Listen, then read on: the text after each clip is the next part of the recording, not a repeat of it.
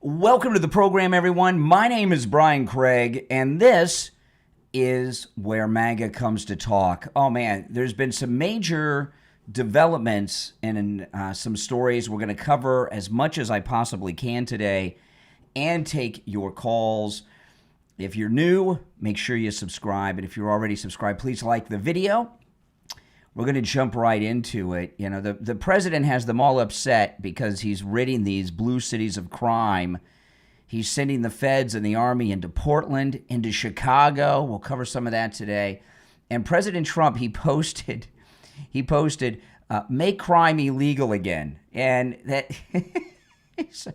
President Trump is so great with the slogans, make crime illegal again. And they certainly have made it legal in blue cities, the Democrats, and he's righting that wrong. So I'm going to jump right into it. I had a story that I mentioned on my podcast yesterday, and now we've got the major developments from it. Now, we know that the president was sabotaged by lunatic liberals at the United Nations. Well, a Trump administration official was actually attacked in a bathroom. And the media have been covering up this story, and now this morning we have a lot of details, and I'm going to go through those early on. There's actually been an arrest. Got a couple of stories. Here's the first one. WHAM TV 13 ABC News. Woman arrested after Trump administration official assaulted during UN General Assembly. I've got two stories that I'm going to share. Each of them gives us a little more detail than the other. A 62-year, this story, total media blackout. I'm reading it from Channel 13, okay? A 62-year-old woman was arrested Friday after a member of the Trump administration was physically assaulted inside the United Nations during the UN General Assembly in New York. In a statement obtained by the National News Desk, the New York Police Department identified the suspect as Patricia Shu. She was charged with assault and harassment. Well, I think they need to add to those charges. Police said the incident occurred at the event at the UN Thursday, shortly before 6 p.m. You see, this is more leftist violence. Liberals are attacking all over this country. Upon arrival, officers located a 41-year-old female with complaints of pain and swelling to their face and right eye. The victim was treated on scene by EMS. Police say the investigation is ongoing. A Secret Service spokesperson told the National News Desk the Secret Service is aware of the reported assault on a U.S. delegate, right? Because this happened at the United Nations. Violence of any kind is never acceptable, and we are reviewing the situation to determine whether there's any protective intelligence nexus, the spokesman said in a statement. The Secret Service appreciates our partners for their response during this incident. Fox News said the official who was attacked this is the Trump official who was attacked. Fox News reports that the Trump official who was attacked works in international relations for the Department of Health and Human Services, adding that the staffer was at the event serving in a support role for Health and Human Services Secretary Bobby Kennedy. An HHS official this is what happened. Listen to this. This is frightening.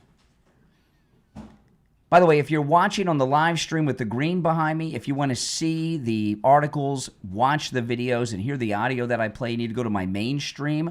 There's a direct link to my main stream in the description of that video. That's if you're watching with the green behind me. An HHS official was followed into a bathroom, recorded, physically assaulted, and verbally accosted by a deranged leftist at the UN, who somehow entered the venue past multiple layers of security, says White House Deputy Press Secretary Anna Kelly. Thankfully, the official is safe and the lunatic was arrested, but this is part of a disturbing and dangerous set of failures by the UN after their sabotage of President Trump ahead of and during the speech, the statement noted. Fox News spoke to the staffer who was attacked. She said the incident felt very political in nature, no doubt about that. Secretary Kennedy gets a tremendous number of bows and arrows and threats that he deals with, but it seems that it's not enough and it's trickling down, she said, per the media outlet. The news comes, okay, then we've got a second story that gives us more information. This is from the Telegraph out of the UK. Trump official assaulted at UN by pro-Palestinian protester. This is, and by the way, all these stories that I'm sharing, this is from the Telegraph out of England. I have posted all these on my X, Brian Craig Show on X, and you can read these stories. Trump official assaulted at United Nations by pro-Palestinian protester. Administration claims a deranged leftist attacked an advisor to Robert Kennedy Jr. inside the UN building. So now we know, okay? We got a pro-Palestinian attacker on a Trump official at the United Nations. Where is this story in the news? I mean, how much liberal violence are they covering up that we don't know about yet? I mean, there's just, it's very dangerous to be MAGA right now.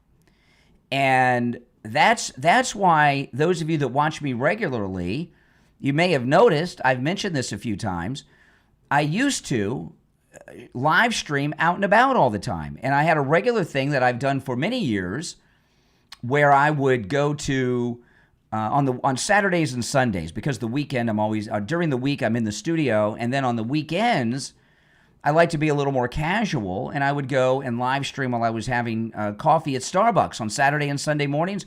I haven't done that since they assassinated Charlie Kirk because of incidents like this. It's not safe.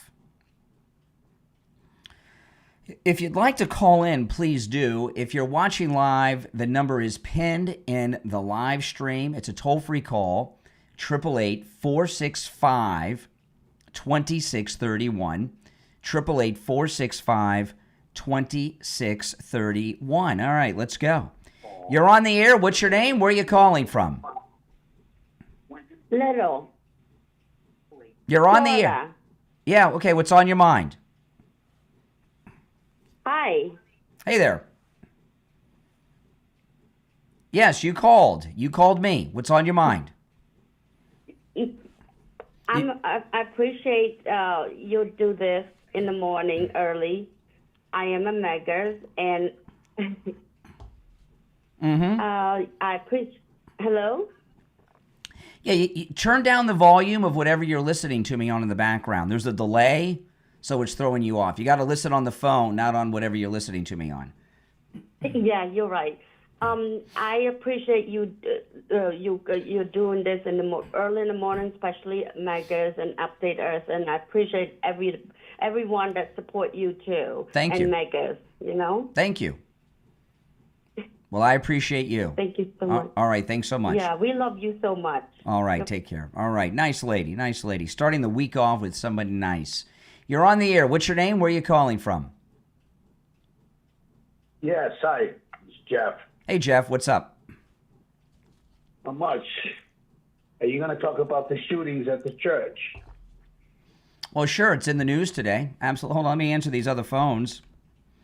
I mean, we know very little at this point in time. So, as we get more information, I'll talk about it more. What we know, other than the facts of the incident, is that the evildoer in Michigan had a Stop Trump sign in his front yard. There's a story in the Gateway Pundit about that today. Yeah, see, dude, it's either, how about just let's pray for the victims? It's like you just come out right away and just say, well, the guy in Michigan had a Stop Trump sign. And well, I didn't come out and say anything. I had not even brought it up yet. You called in and you brought it up. You brought it up. I did. I brought it up, yeah. And I told you we don't know very much right now, other than the facts of the god-awful incident. But since you brought it up, I commented on it. So, no, don't blame me. You're the one that brought it up and forced the conversation. So So who had the Stop Trump flag? The killer. The killer had a Stop Trump Which sign one? in his front yard. The one in Michigan. At the church. Correct. It's in the Gateway Pundit this morning. Oh, you didn't know that, huh? Well, you know now. You don't know where to go now? I don't know. Well, we haven't. Well, we still haven't had the FBI come out and. No, they've been on the with scene. their No, they've been shocking- there. No, President Trump said they've been on the scene. Yeah. Yeah. Okay. Sorry, this call didn't go the Okay. way you were planning, did it? Well, we don't know all the facts, though, do we? Then why'd you call and bring it up? I didn't bring it up. I was talking about something else. What you were trying to Of do course. was You were attacking the left. you were trying to divert away from this deranged leftist that attacked a Trump official in a bathroom at the UN, and you brought this up as a distraction, and you didn't know what you were talking about. Now you're like, oh, what do I do now? Don't you feel stupid? No, I was just. Don't you feel stupid? No, I don't actually. Oh, really? So you're Because shameless. you don't know all the facts. Well, then You don't well, know if all you the notice, facts. I didn't bring it up. Why do you think I didn't bring it up? I said we know very little about this, and you're out there. Well, why you got to talk about the thing in Michigan? Don't blame me for this topic. You brought it up. I was talking about something completely different. Oh my goodness! I know. Why is a And grown? it was Why also- is it a was why is also a to grown? attack the left. Explain to me. You're And not it was you're not back a to young left. man. And it was You're to not. back to Excuse left. me. You're not a young man. Why is a grown man like you not a Trump supporter? I'm really confused by this because at your age you should be wiser. Why are you not a Trump supporter? Because he's a pedophile. That's why. No, that's just your other attempt to end the conversation. You're a real No, he's sad. a No. So pedophile. what you're trying to do now. This is amazing. You He's a remember pedophile. on Who Wants to Be a Millionaire? They had that lifeline you could call and all that stuff. What you're doing is trying to get disconnected now. I'm going to hang up on you. Look at yourself in the mirror and ask yourself, what did I just do? What did I just do? All right. You're on the air. What's your name? Where are you calling from? Hey, how's it going? It's going well. Yes. What's on your mind? What's your name? Where are you calling okay. from? My name is Mo. I'm calling from Texas. Hey, Texas. Hey. Oh, hold on I a just second. I'm want- going to answer these. The lines are ringing off the hook. Okay, I'm sorry. Go ahead, Texas. Yeah, all right. I'm an African-American gentleman. I do construction. Uh-huh. And just want to say I support Trump. Trump's doing a great job. Yeah, especially for the construction business, with all those illegal laborers taking construction jobs away from Americans, sending them back where they belong in their home country. They got to go. There's like 40% of them that are in the construction industry. I think it's a lot more. Oh, but yeah. They got to go. That's right. Open up the jobs for the Black American community. How about just the American That's what I like community? to see. How about just the American Yeah. community? Well, definitely the American community, but we all need jobs. My question here is for you: what do you think they ultimately they're going to do about the cartel? Because I think that's a real big problem. They're doing a big deal. They're blowing these cartel boats out of the water in the ocean. They shut down the southern border, so there's next to nothing coming through right now from the southern border. And I just read a story this morning that the military, some things leaked out that they're planning. They're training right now. The military are doing training to launch attacks on cartel locations throughout Latin America right now as we speak. So a lot's That sounds happening. like a pretty good plan. Yeah, it does. A lot's happening against the cartels, quite a bit. Maybe that's why Pete Hegseth has all the generals and the admirals from around the world coming to Washington for this meeting with him and the president. Maybe we're going to, for the first time, change our military mission into defending the United States instead of all these places around the world and stop the drugs from coming into our great country. Yeah, that would be a better use of our military funding to actually defend this country for a change. Yeah. How crazy is that, huh? When's the last time that's happened? To be honest with you, I think a lot of people didn't want it to happen, and I think Trump's Correct. the first one that's really stepping up and That's right. taking leadership to to clean up this country. Well, great stuff, man. Keep up the good work, and I know Trump will keep up the good work as well. No doubt. All right. Take care from Texas. All right. Yeah. If you want to call in, please do. If you're watching live, the number is pinned in the live chat. If you're watching on the live stream with the green behind me, to see the video and audio and images and everything I show, jump to my main stream and you can see and hear everything I play. And the link to my main stream is in the description of that video, guys. You're on the air. What's your name? Where are you calling from? It's Greg from New York. Hey, Greg. Guys, I just want to make a shout out to all the local law enforcement officers out there. If you receive an order from your boss not to respond to assist a federal officer if their life is in danger, you need to refuse that order. That's an illegal order. Oh, hold on a second. Hold on a second. There are police chiefs and sheriffs and stuff that are telling their officers not to respond to a call from assistance from federal officers. Yeah. Wow. Unfortunately, we had an incident in Rochester, New York, where a mob was surrounding ICE that were doing an operation, and they ended up slicing ICE's tires on their vehicles. Holy their smokes. own officers they pled with their boss, can we respond? They said no, and they ordered them to stand down. Wow. Now, I'm sure, look, I understand the pressure of, you got your pension, you got your job security, and it would be, pretty, dangerous to do something like to refuse an order. But, I mean, come on. If someone's in trouble, man, look, you got to go and help them out.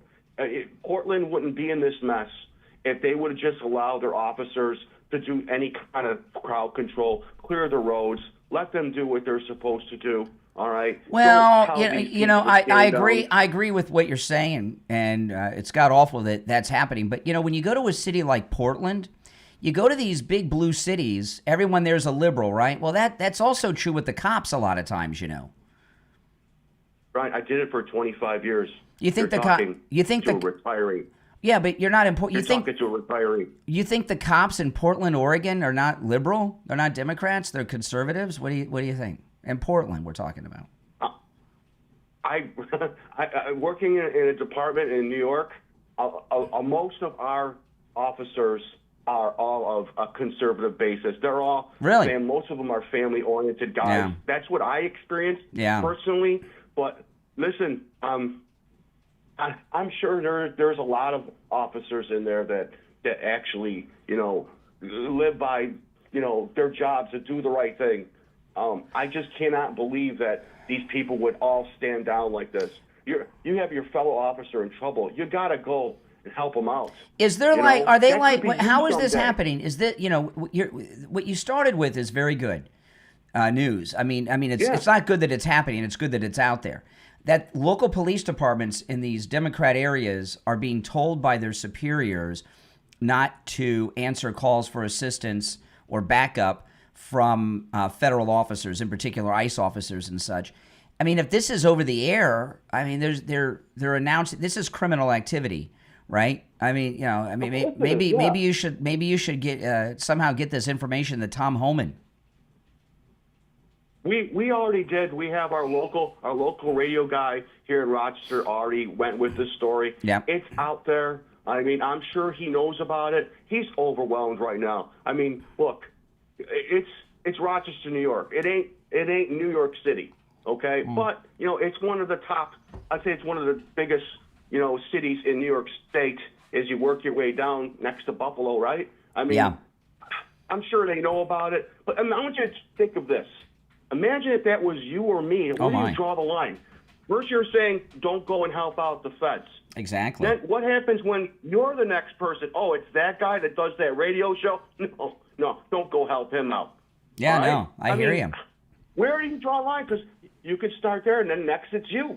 Mm-hmm. And you're not getting assisted, and you're surrounded like you were talking about. You used to do your show, doing coffee, you're having a relaxing time. You say you can't do that anymore. Nope. Because of the environment that's happening to you. Yep. Well, man, it probably already happened. They probably went to that next level down to you. Oh, yeah. And it shouldn't happen like this. You know, You shouldn't have to for be the first afraid time of wondering if someone's going to come and help you. For the first time in my broadcasting career, I have security now, and and I've never had it, and it's scary. No matter what, always get security for yourself. Oh, don't worry. Always make sure you don't take worry care about of that. yourself wherever you go. Don't worry about that. God bless you. All right, take care. Take care. All right, let's go. You're on the air. What's your name? Where are you calling from? You're on the air. What's your name? Where are you calling from? Hi, it's Little again. It's one call. It's one call. It's one call per show. But you're new, so I'll give you a second helping. But it's one call per show. All right. Okay, thank you, honey. Bye-bye. All right. Okay. All right. Let's go. You're on the air. What's your name? Where are you calling from? You're on the air. All right. Once, twice. You missed your chance. You're on the air. What's your name? Where are you calling from? Yeah, it's Jeff again. No, Jeff, it's one call per show. One call per show, all right? And you overextended your welcome with the nastiness of your first call. You're on the air. What's your name? Where are you calling from? Hey, Brian, Sean. I'm calling from Ohio. Hey, Sean, what's on your mind? I'm just calling to say I just can't believe I used to be a Democrat. I'm a Republican now. I voted for Trump. I just can't believe what's going on in this world today. I mean, Democrats are now like pro-Palestinian.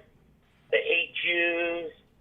Well, that part's not new. The Democrats Democrats have always hated Jews and been pro-Democrat. That's not new. That's not new. I'm sad to say. I mean, this is just sad because a man won the presidency. We have to go through this, and the media is just propagating it all and just feeding us all this crap. Mm-hmm. It's bizarre. Yeah. CNN, MSNBC, Joe Scarborough, everything Trump does. Obama deports 3 million people and no one says a word.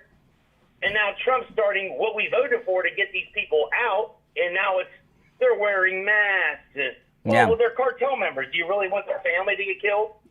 They probably do. They do. Yeah. And they say it, and they have no problem saying it. Everything they say is fascist, Nazi, dictator, king, want to be a king. Yep. It's insane. It is. Well, that's the left.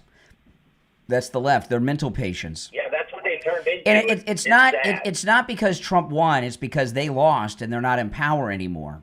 And they're acting out. They're spoiled children. They've been rejected by the country, and they're out of power, and they can't. They're out of control, and they have no hope of coming back because of the way they're behaving. Biden did it all in secret. Mm-hmm.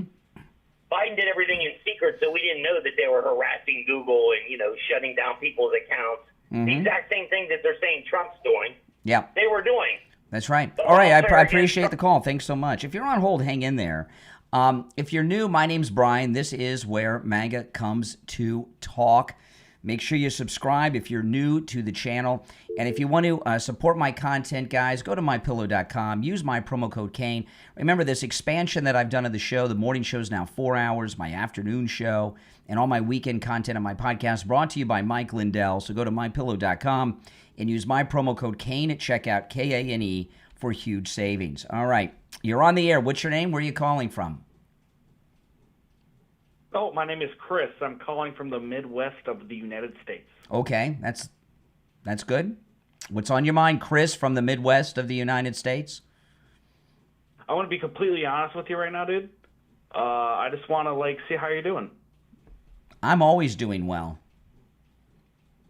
Well, that's good, man. How does the political atmosphere of our current existence right now? How does that make you feel? Well, the left, you guys on the left, are committing so many acts. Why are you automatically assuming I'm from the left though? I don't. Because I didn't even specify if I had a political. I affiliation. knew from the first syllable out of your mouth you're a leftist.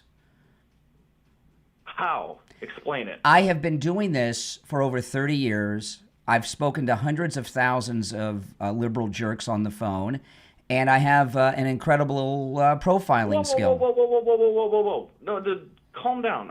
I'm very calm. You're the one that's hysterical. No. I'm trying to listen to you now.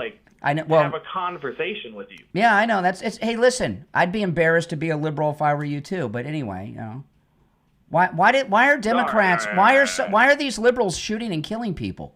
Dallas, Charlie Kirk. I mean, like, why are Republicans also shooting people? But they're not. Republicans. They're not. Extremists of both sides. No, they're not. The extremists where's from both where's sides. the MAGA? Where's the MAGA assassin? Extremists from both sides. Where's the MAGA? Where's the MAGA assassin? A horrible. Where is the MAGA assassin? Maybe like in Minnesota. No, that was a Democrat. That was a Democrat. Sorry. So you're just like willfully like that ignorant? No, I'm informed. Like you're actually that type of. I'm informed. By the way, can you at least? You're informed? No. Yeah, I knew you were a liberal. I knew you were a liberal. I was right about that. I'm not. I know. Oh boy, he's telling me to calm down. Listen to that guy. You're on the air. What's your name? Where are you calling from? This is Cisco from Texas. All right, Cisco. What's up? Well, I was hearing you talk about how we're getting rid of the illegals to work. Who are we going to get to work in the fields? Because I take my kids to school in the morning, and sometimes I got to get out there at 4 in the morning, and I pass by the fields and I see all these people working out there, and then at 7 o'clock at night, same people are still working out there. Really? Well, I start my day at about 2 in the morning, and it ends around 7 o'clock at night every day of the week. I mean, so what? People work long and hard in this country. I don't understand. But do you work in the fields? I'm just asking. I'm not. Well, I know you're not on either side. That's what all the liberals say. Just to get you informed on the issue. With the deportations going on, President Trump, ICE is not going to farms and deporting farmers. Yeah, but look in Nebraska. They're going out of business because they don't got nobody to work there. Nebraska's out of business?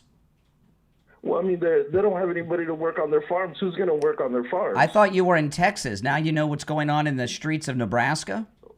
Well, I mean, I'm just asking it because it's basically working. I told you they're not deporting the farm. The farm workers are not being deported. Okay, but... Oh, sorry. That doesn't fit into the talking points. No, but who's going to work? Who's going to work in the same people? What about the pay? What about the pay? The pay? Are we still going to pay them the same, or? Well, I'm not paying them anything. What are we going to do? Okay, but you said that Americans were going to take up the job. The same thing with the construction, with them kicking out the Mexicans or whatever. Who's going to work the construction? And Americans? At the same pay? Americans? No, they'll have to be, no, wages will go up to a proper, you want the wages to go up. You just told me wages will go up. Yeah, but that means that houses are going to go up too. You're looking at a $200,000 house going up to about $1 million because Americans want. Really, I didn't know. This is amazing. So you have an expertise in real estate. The number one real estate analyst and expert in America is the President of the United States. He's made his living in real estate, hiring construction workers. He understands about construction more than you, and he is deporting them so Americans can get those construction jobs. Yeah, but everything's going to go up too. Why do you not like? Why are you a Democrat? Why are you a Democrat? Why am I? Well, it's not about being a Democrat or being a Republican. For me, it's just it's either good or bad. But why are you a Democrat? Because I saw that Trump is just a bully, and he's just an ass, man. Who's he bullying? Yeah, Who is he bullied? Who is Trump bullying? Well, give me a specific person. Who is he bullying? Give me a specific person. Pretty much everybody that doesn't go along with whatever he wants. Well, then if it's everybody, you should be able to pick an individual or a group. Who is he bullying unfairly that should not be pushed around? Give me a specific so we can talk about it. You said everybody. I'm not being bullied. Okay. You're not being bullied. Let's just go with the people that the Democrat or the the Republicans go after when they don't have an excuse. Let's go with the trans people. It's just like this dude Trump that is. just got killed. Hold on a second. Trump is bullying trans people? I'm not familiar with this. When has he bullied a trans person? No, I'm just saying, like, the Republicans, that's their go-to. No. You said Trump. You said you don't like Trump because he's a bully. I'm asking you to give me an example of him unfairly bullying someone. You still haven't done that. Why not? Why can't you think of anyone that he's personally bullied? This Jimmy Kimmel thing. He was bullying the Nope. bullying the people to get him out. ABC took him off the air and put him back on the air. No, wrong. ABC took him Well, off the air for because 3 nights and put him back on. Trump didn't bully ABC. ABC just did it. Yeah, because Trump was trying to get these people to get him out. Nope. In fact, Trump took no action against Jimmy Kimmel, nor did the FCC. ABC took him off the air for 3 nights and put him back on. It's interesting. You say Trump's a bully, but you can't think of anyone or any group that he's bullied. Well, isn't Trump's buddy? Maybe he's not a bully. The guy who does. Oh, back to the Epstein. No, that's not his buddy. Never was. In fact, he worked with police and FBI to bring him to justice and get him arrested. Well, just he just rubs me the wrong way, man. Because he's I heard an accent. What kind of accent is that you have? I heard an accent. There, right there. Accent. I'm Texan. Ah, Texan. What kind of Texan? Yeah. Texan, man. What's that mean? You a cowboy? You an oil man?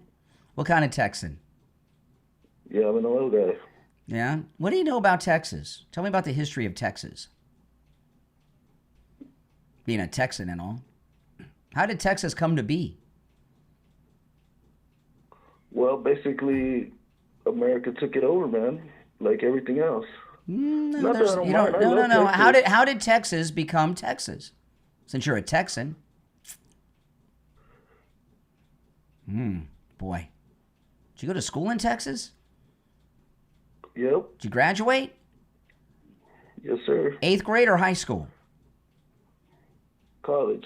College? Really? You have a college? What's your college degree in?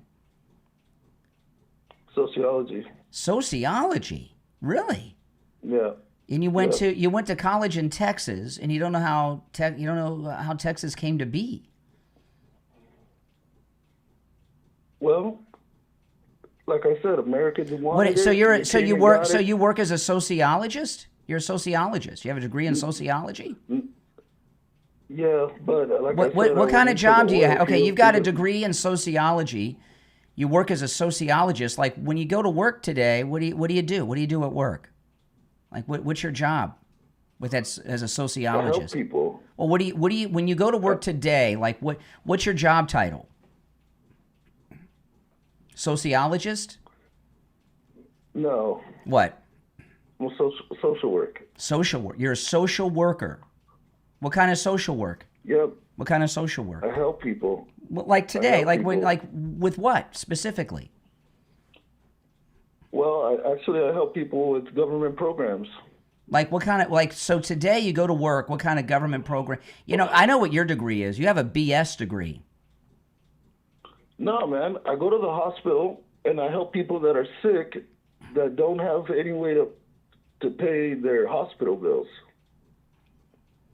Oh, really? So if I'm in a hospital in Texas, I don't have health insurance. I am uninsured. So I'm in the hospital. I'm sick. How are you going to help me? Okay. Well, first, how much do you make? Well, I'm not going to tell you how much I make. I'm not going to tell people what I make. Well, that's a big deal because depending on what you make, there's different programs to help you. Yeah. There's either Medicaid, there's Medicaid. No, I don't qualify for. I make too much money for that. I make too much money for Medicaid. Okay. So now what? Okay, so then we find you a different program. What kind of program? What kind of program can I make too much money for the government program? So what happens? Who's going to pay for my medical care in your hospital in Texas? I make too much money for these government handouts. Plus, I'm not an illegal. So who's going to pay for it? Well, unfortunately, sir, you're going to have to pay it. Unless Oh my! I'm going to have to pay it myself. That's right. I make too much money. All right. No. Oh my goodness! I got to pay for it myself. God forbid. What a concept. Oh my goodness. Oh boy. All right. Let's go. You're on the air. What's your name? Where are you calling from? Jeff from Maine, Brian. Hey Jeff. How you doing? Boy, that last call I had my head turning. The social worker? He's a typical liberal. Yeah. Whenever you ask them a specific question, they can't answer you. They're low IQ and very misinformed. They're not. They're just so out of reality in America. What's happening? Yeah. The goodness of Donald Trump, and all they do is blame Trump. Trump, who was never a politician, is being blamed for everything that the politicians who have been there 30, 40 years, and they blame Trump. And That's it's right. ridiculous that these people can't see that. Correct. I know. It's crazy. It's crazy, Jeff. I know. I don't understand. It really is. I was wondering, did you see the report on Charlie Kirk that it was his mic that had some kind of charge in it? An explosive charge I watched in that it? No. in slow-mo. No, that's There's ridiculous. something to that. I'm not a conspiracy theorist. I was just like Jeff, come on. awakened that, No. They Listen. never showed him jumping off the roof with a rifle, and they found the rifle in the woods. Then they said they found it at his home. There's something real. No, they said that he broke the rifle down. It was in his backpack. I don't know, but Charlie Kirk. This is a new one. That Charlie Kirk's microphone had an explosive device in it. Come on. Yes. No. You know how they did the pagers and phones overseas? I believe it was Charlie Kirk. I believe could have been president someday. That's how. All that's true, but Jeff, there's something going on here. Okay. There's a lot of people in the new media, right, that they may be an ex-Ranger or Navy SEAL or a lunatic like Candace Owens. Charlie Kirk helps people get views and clicks. And there's a lot of people making crap up to get views and clicks. And while I do believe there was a wide conspiracy to assassinate Charlie Kirk, I said that from the moment it happened. I do agree with that. As an example, those two guys they arrested, one of them said he was trying to buy time for the assassin to escape. I find it hard to believe that those guys were just randomly there.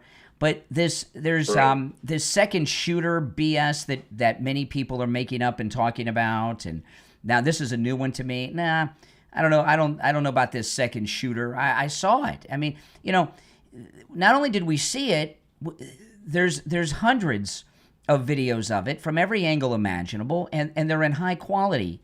It's not like the Kennedy assassination with the Zapruder film.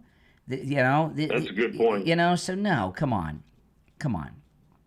So, and they have this explosive device, we talked about this earlier when I called in, that this is going to spark a revival and a movement for TPUSA that's going to go far-reaching more in the schools. It's going to be something that is going to be used for good, and no doubt. This country is on the right trajectory. Everything's going as planned. We're just in a blessed time right now, and no doubt. And with people like you confronting the people that are always trying to blame Trump or make up stories, and you call them on it, it's so good to see conservative radio taking off even more now, because I believe that the Democrats are leaving their party in droves.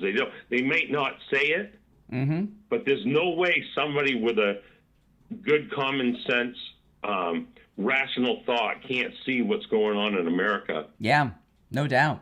No doubt about it. And we're going full force for 2028 and 2026, and I think great things are going to happen. And thank you for your show, Brian. All right, Jeff from Maine, always a good call.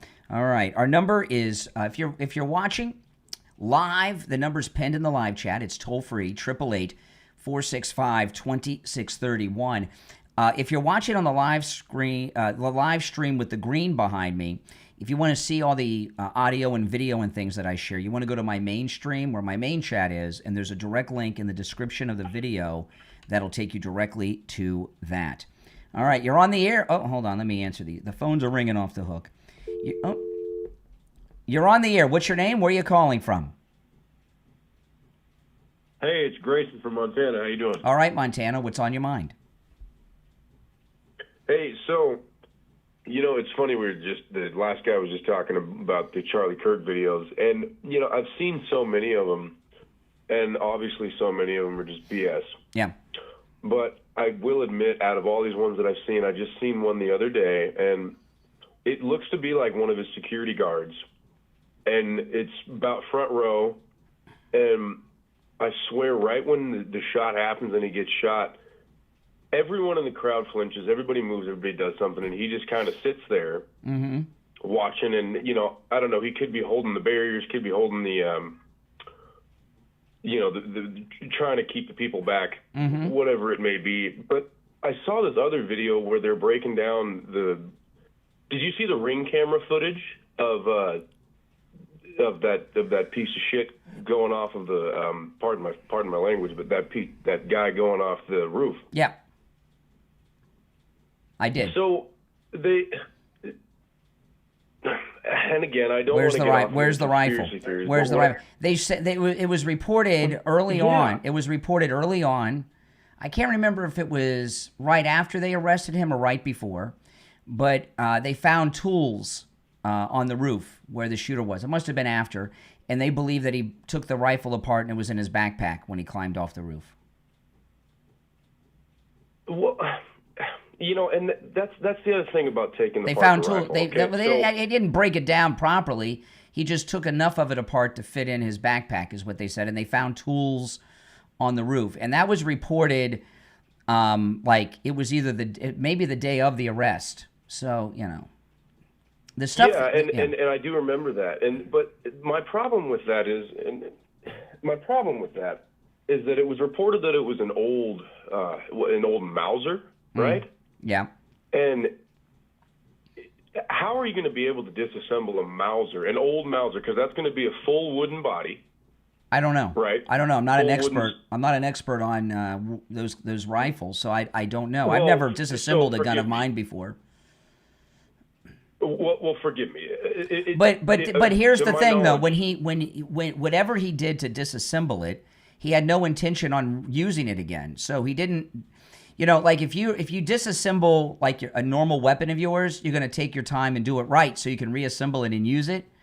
He just needed to get away. So no, who knows what he did. But listen, Brian, the gun that they reported is an old full wooden stock. It's a full wooden rifle. It's not composite. It's not like a modern AR-15 where you can break it down between a lower and an upper. Yeah. It's not like that. Well, we haven't had a proper press conference with the FBI investigating this to really be 100% sure what type of rifle. So I don't think we can say for certain what type of weapon he had and what capabilities it had, because we haven't had that full press conference yet. I thought that they were reporting that it was an old World War I rifle, something like that.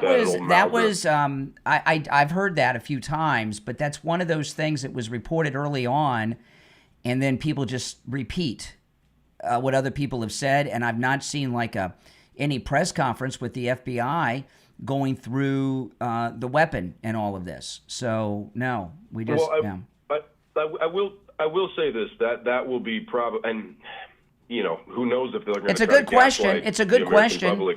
It's a very good question. There's maybe they haven't done it because there's an ongoing investigation into this wider conspiracy that's been going on, and they don't want to give out too much information. Would be my guess. Yeah, I mean, hopefully. I really would hope that that's the case, and they're not just going to try to gaslight the American public one more time and try to. I don't think we're being gaslighted. Because if it's by the government, if it's some kind of modern rifle, it's definitely feasible that he could have broken it down and put it into a backpack. Absolutely.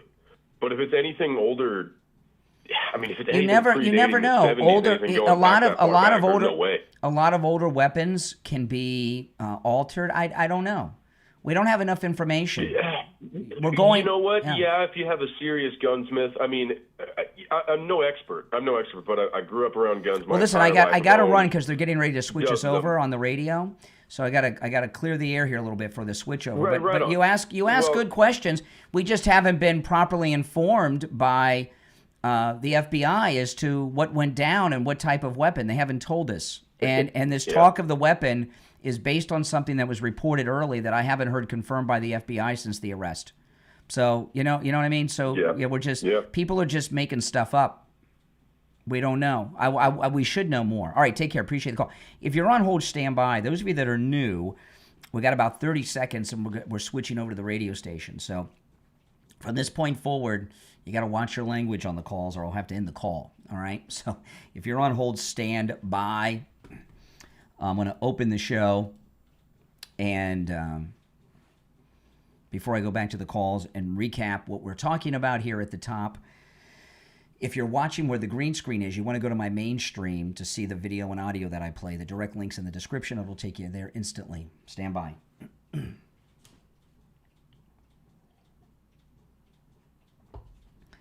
Welcome to the program, everyone. My name is Brian Craig. I cannot believe it is Monday already, September 29th. You are listening to the Steve Kane Radio Show, Florida's longest-running radio show on the radio since 1977, celebrating 49 years on the radio. All right, we've got a lot to cover. If you're on hold, stand by. You know, I start the show about 45 minutes to an hour before the radio show starts in the morning. And I want to recap what I opened with online about an hour ago almost. There was another major event happened at the UN, and this morning we finally have some more details about it.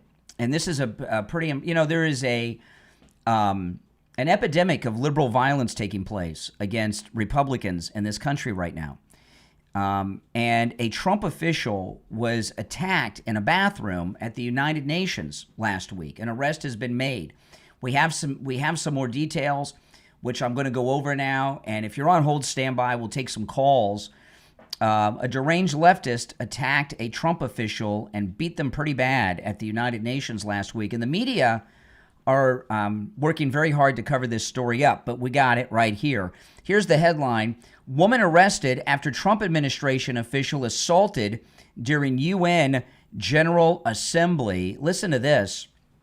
This is from ABC News, Channel 13 out of New York.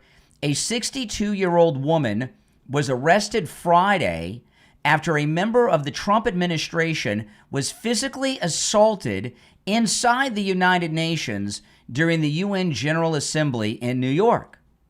In a statement obtained by the National News Desk, the New York Police Department identified the suspect as Patricia Shu. She was charged with assault and harassment, but more charges are coming, probably federal charges too. Police said the incident occurred at the event Thursday, shortly before 6 p.m. Upon arrival, officers located a 41-year-old, listen to this is frightening. Upon arrival, officers located a 41-year-old female with complaints of pain and swelling to their face and right eye. The victim was treated on scene by EMS. The investigation remains ongoing, police said. A Secret Service spokesperson told the National Desk the Secret Service is aware of the reported assault on a U.S. delegate. Fox News said the official who was attacked works in international relations for the Department of Health and Human Services, adding that the Trump staffer was at the event serving in a support role for HHS Secretary Robert Kennedy. A White House deputy press spokesperson, Anna Kelly, said this: an HHS official was followed into a bathroom, recorded, physically assaulted, and verbally accosted by a deranged leftist at the UN who somehow entered the venue past multiple layers of security. And this is on top of all the sabotage the president has gone through. So now, and we got a bit of an update from the Times in London. The deranged lunatic leftist that attacked this Trump staffer who worked directly for Bobby Kennedy is a pro-Palestinian protester. So we have a pro-Palestinian liberal who beat a female, stalked, beat a Trump staffer in the bathroom at the United Nations. I mean, where is this story in the news?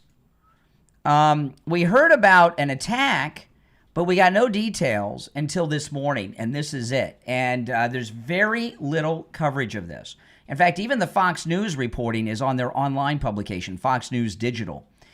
This is, and to get the details on what liberal group they with, I got to go to news outlets in Europe, in the UK, the Times of London. I can't get that in the mainstream press in this country. Liberals are leading really a very, very violent movement in this country right now. Charlie Kirk, Dallas, this god-awful incident in Michigan. We're learning the guy had a Stop Trump sign in his yard. I'm talking about the one that attacked the church in Michigan, the Mormon church, Church of Jesus Christ of Latter-day Saints, whatever they call themselves. Certainly an attack on Christians. Regardless of your thoughts on Mormonism, they view themselves as Christians. What's going on here? And why are the media covering this up? All right, there's one opening on our very busy board. The number is toll-free, 888-465-2631. 888-465-2631. A lot has happened over the weekend, and we're going to cover a lot. So let's go. You're on the air. What's your name? Where are you calling from? Good morning. My name's Sam. I'm calling from Virginia Beach. All right, I'm Sam. in the car on speakerphone. Can you hear me all right? I can. Hey, man, I just want to start off and say thank you for what you're doing. Well, thank you. Very heated time in this country, but also a very good time in this country. While I was on hold, I was trying to really think about what I wanted to talk to you about today. And so just a little background on me. I grew up in a very democratic hippie household, almost being brought up to believe in some communist ideology. And in my adulthood, I found that I align myself a lot more with conservative beliefs and have voted for Trump all 3 times, and have had very heated debates over the years with most of my family members. And most recently, one of the things they like to talk to me a lot about is that if we were to strip the billionaires of all their money and disperse that into the economy, that everything would be okay, and we would live in this utopian society. Yeah, it worked out well for the Soviet Union, right? And Cuba. That's what I always say. And they speak on net worth as if it's liquid money that these people have, but they don't realize that we're talking about industry giants that every American depends on in their day-to-day life. Yeah. Yep. So I did the math the other day. I don't have the exact figures in front of me, but I think it was, if you added up the wealth of all the billionaires in the United States, it would be, depending on the market, it would be between 5.6 and 6.6 trillion. And if you divide that by the population of the people in the United States that are here, at least on record, that comes to about $17,000 per person. Okay. A little more, a little less, give or take. I thought it'd be more. But so how far is that money going to go in people's day-to-day life if we were to do well, something you know, like that? this is communism. You're you know, in the early days of the country, when the country, I'm going to have to let you go because the speakerphone, there's a lot of noise. But you know, when the country was first founded, you probably have heard you had to be a property owner to vote. And of course, the leftists have translated that in, slave. No, you had to have a certain net worth. And the reason that the founding fathers set that up, they were very wise, where you had to be a property owner to vote. Why do you think they did that? Because, you know, communism had not been invented yet, but our founding fathers were very, very smart people. They knew that if everyone could vote, at some point the have-nots would vote to take the wealth away from the haves. Right? That's why. And unfortunately, it's not that way anymore, right? All these people that have no skin in the game are always trying to vote to take your money away from you. All right, let's go. You're on the air. What's your name? Where are you calling from? Once, twice. All right, you missed your chance. You're on the air. What's your name? Where are you calling from? My name's Chris. I'm calling from Sacramento, California. All right, Chris in Sacramento. What's on your mind? Gavin Newsom. Okay. Gavin, I'm not familiar with Gavin Newsom. Is that? I know who Gavin Newscum is. He's the governor of California. Exactly. He was the mayor of San Francisco from 2004 to. Yeah, I know. I'm just kidding. Yeah, I'm just kidding with you. We all know who that scumbag is. Yeah. So what's on your mind about Gavin Newscum? Well, when he was the mayor of San Francisco started going downhill really fast. Yeah. And now he's the governor of California, and California is going downhill. And I could just, it'd be a nightmare if he became president. Could you imagine? Mm-hmm. Yep. That would just be disastrous for everyone. No, yeah. I mean, look at how he's handled the fires of Malibu, right? That's all property. Real estate scam. It's a real estate scam. Everybody knows it too, right? Yeah, kind of like the same thing that happened in Hawaii. That's exactly right. The fires of Maui, another real estate scam. They might even be the same developers. Who knows? Yeah, probably. I wouldn't doubt it. They're all crooks. When criminals get away with something, they reoffend. They never stop until they're locked up. That's true. They're sitting there salivating at the mouth for the next person. Mm-hmm. That's right. That's pretty much all I had to say. Well, all right. Well, I appreciate the call. Well, welcome to the program. All right. Take care. Take care. If you're on hold, stand by. My name is Brian. This is the Steve Kane Show, Florida's longest running radio show. We'll be right back. Now, remember, guys, if you'd like to, of course, support this program and all my content, go to mypillow.com and use my promo code KANE at checkout, K-A-N-E, and load up. I mean, there's just incredible deals. You can use my promo code KANE on all the specials at mypillow.com. And remember, free shipping, that is still in effect. You can get free shipping on your orders. And there's just incredible deals going on right now. The closeout sale on the Percale sheets, just $29.88, any size, any color. The 6-piece MyPillow towels, back in stock. And let Mike Lindell know that his support of the program is money well spent. Go to mypillow.com and use my promo code KANE at checkout, K-A-N-E, for huge savings. You're on the air. What's your name? Where are you calling from? Hi, my name's Kenny. I'm calling from North Florida. Can you hear me okay? I can. What's up, Kenny? And hold on, Kenny. I got to answer all these lines. Oh, I just forgot what line Kenny's on. All right, I'll just go line 1. You're on the air. What's your name? Where are you calling from? Hi, yes, hello? Yep, sorry, Kenny. I'll get to you soon. Yeah, go ahead. What's your name? Where are you calling from? Yes, hi. Yeah, Joey from New York. Hey, Joey. Yeah. So, I was just hearing about what you were saying about the founding fathers, right? Yep. Yeah. Now, I'm kind of confused about what's going on in this country when people talk about conservatism, because, as you know, the founding fathers were not conservative, right? No. They were what you would consider a classic liberal. Really? Right? What was George Washington's liberal positions? They wanted a new country and they wanted to go against the monarch. lower taxes. That sounds like a Republican. No, thing. They were actually not for conservatism. Yes. The Constitution itself is a liberal doctrine. No. Like America's really? inherently Our rights are given to us by God, the Creator. That doesn't sound liberal.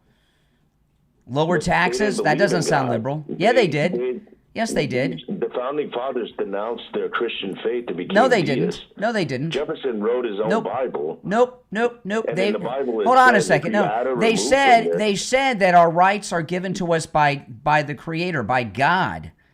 Those aren't atheists. Yeah. They believed in a God, but they didn't believe that's not Abrahamic atheism. God. Hold on. Stand by. We're coming back from our break. Hold on. Stand by. Hold on. We'll be back in 10 seconds. Hold on.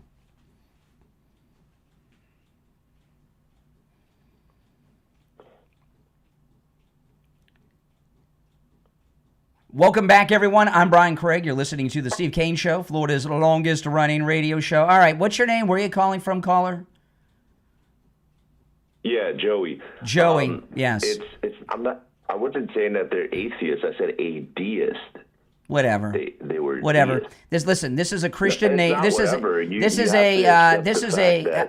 listen. Take your little Wikipedia information and file it away. This is a. I don't use Wikipedia. I use the information that I read up on. Well, you're reading the wrong. You're reading the wrong stuff. You're reading the wrong stuff. This is a very religious Christian nation. You're the wrong brand of conservatism, and people don't take it seriously anymore. Really? Why was Trump reelected and won all the battleground states? You mean after Biden won the election before that? So no. I'm not talking about. I'm talking about the last election, 2024. Okay, President Trump won every battleground state in 2024. Flipped 10 counties red in California.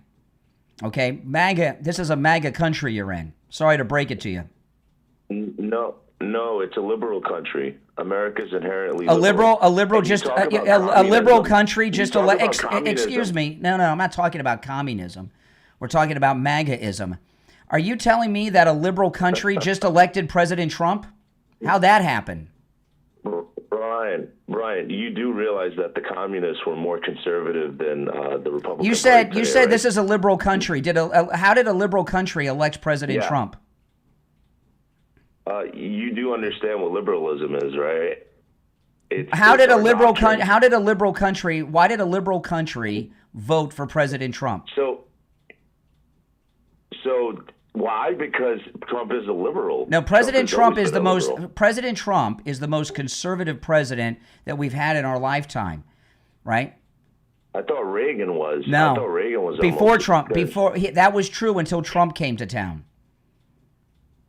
All right. No, oh boy, he's got his information back in '84. He's behind the times. You're on the air. What's your name? Where are you calling from? Hey again, Brian. It's Kenny from North Florida. Oh, hey Kenny. What's up? Can you hear me? I can hear you loud and clear. So, okay, great. So I was calling in response to a few callers, and also heard over the last couple of weeks people saying that they don't see him with a gun when he climbs down the roof. And if you watch him when he gets to the edge of the roof, he runs to the edge of the roof, he turns around 180 degrees, and just before he lowers himself, he drops the gun to his feet. You can see it's wrapped in a towel. It's a little loose. I'll go back and look. I haven't looked at the video in a while, but I'll go back and look. Yeah. So then when he comes down, like remember when you were a kid, you used to play on the roof in Florida, and you'd climb down with your front facing the roof to help you lower yourself down slowly.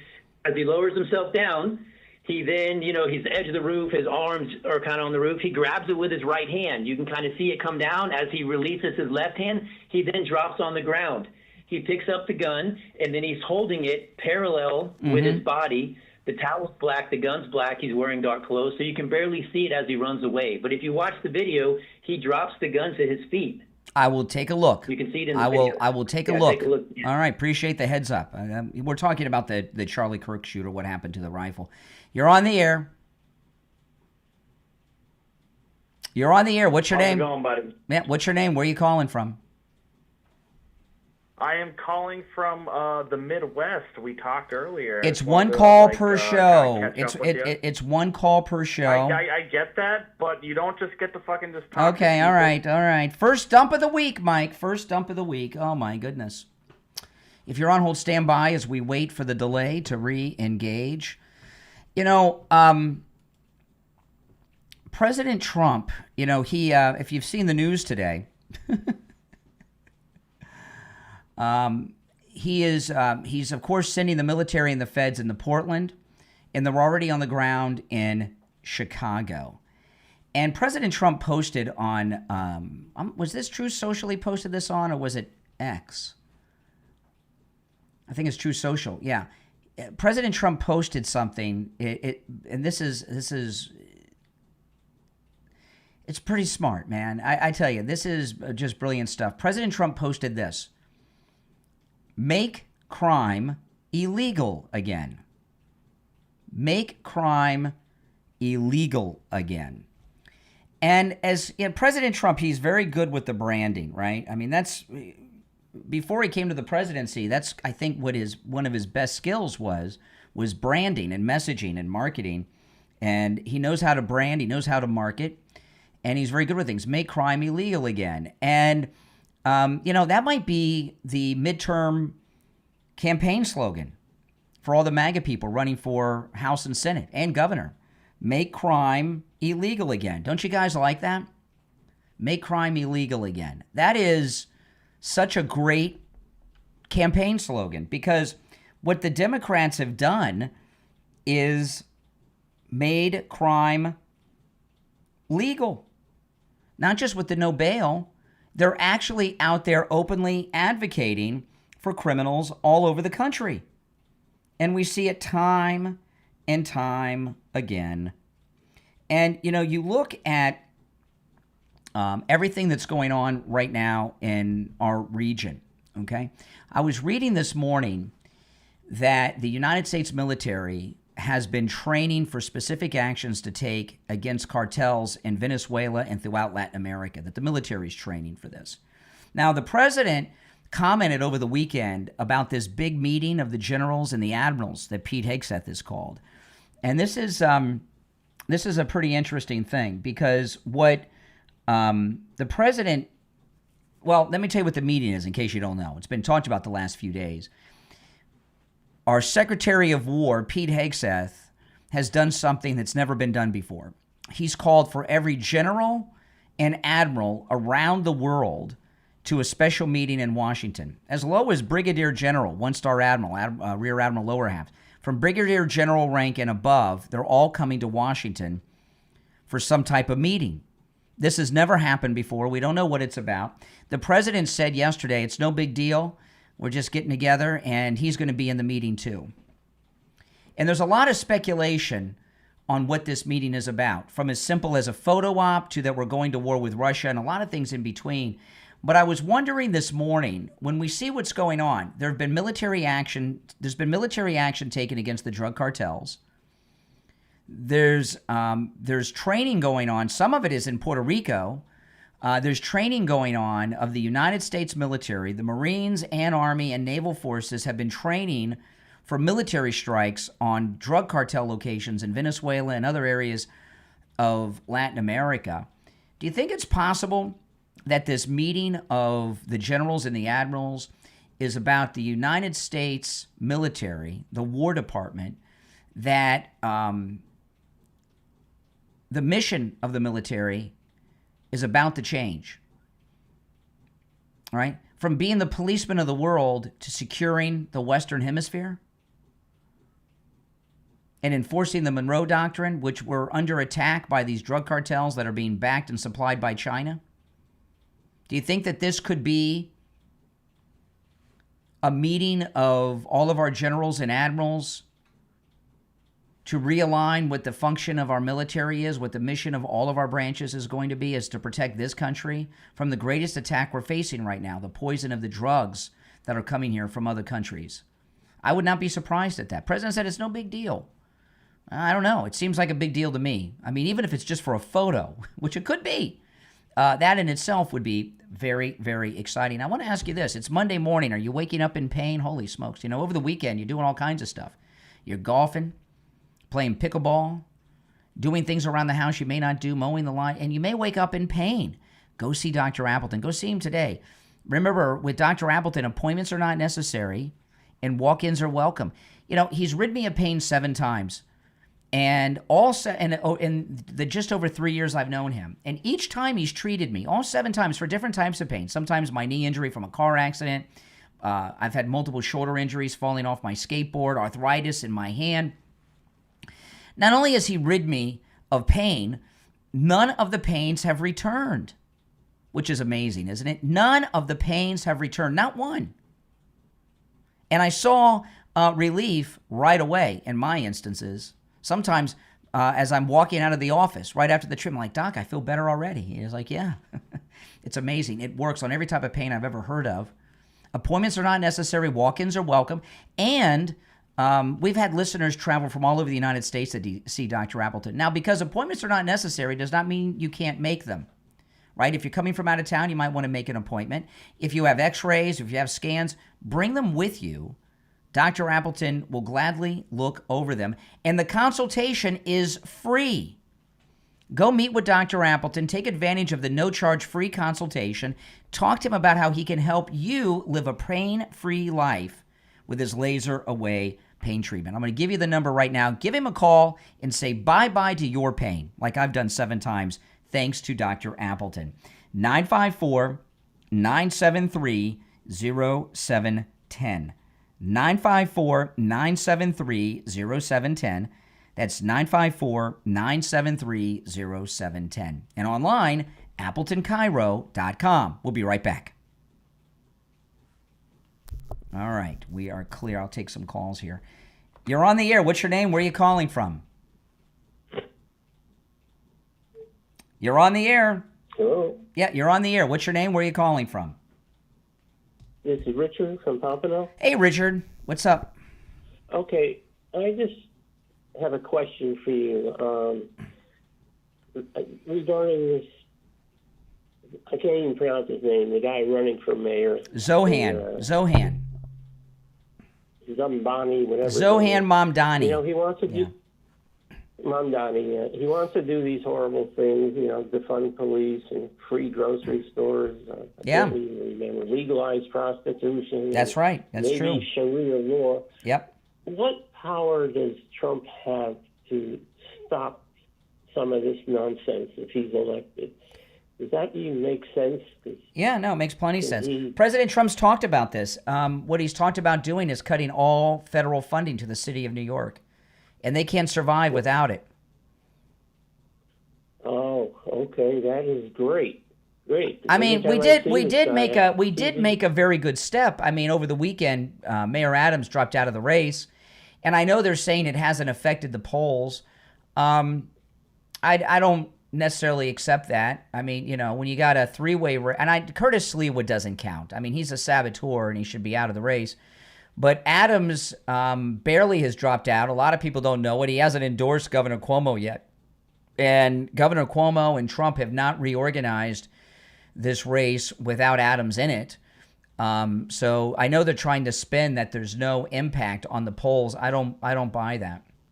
The main reason Mamdani is running is to do to New York what they did to London, Islamify it. That's the main and let me tell you, think about it. You know, I'm very disappointed. Where are the 9/11 families? Where's the police union and the firefighters union with their Never Forget 9/11? I mean, you know, what does this say to those firefighters, police officers, and New Yorkers who lost their lives on September 11th? If Mamdani becomes the mayor, who won the war on terror after that was started on 9/11? Yeah. Who won, them or us? Hundreds and thousands of Jewish people in Manhattan and wherever. How can this happen? I just can't. He's an anti-Semite. It's the worst. Well, they're in denial about it, I guess. I mean, you know, he got lucky with the primary because people weren't paying attention. But they're Mayor Adams dropping out's a good first step. And the reason he dropped out is he got his campaign funding cut. So there was a move by the machine. The Democrat machine is at work here. So the question is the Democrat Party machine going to let Mamdani win? And they got Mayor Adams to drop out by cutting off his campaign funding. He said it. He had no campaign funding. He had to drop out. He had no money to run a campaign. That's what he said, sitting on the steps of Gracie Mansion, as to why he was dropping out. He had no more campaign money. I see. Okay, thank you. All right, well, thank you. All right, if you're on hold, stand by. We're in a break on the radio, but we're still, of course, continuing here, and we're going to be back in about 30 seconds or so. So I'll take some more calls when we get back on the air. If you're watching on the live stream with the green behind you, jump to my main stream, and you can see all the effects of the green screen, right? You can see the articles I share, see the video, hear the audio I play. The direct link is in the description of the video, and you click the link, it'll take you there immediately. It's the main live stream.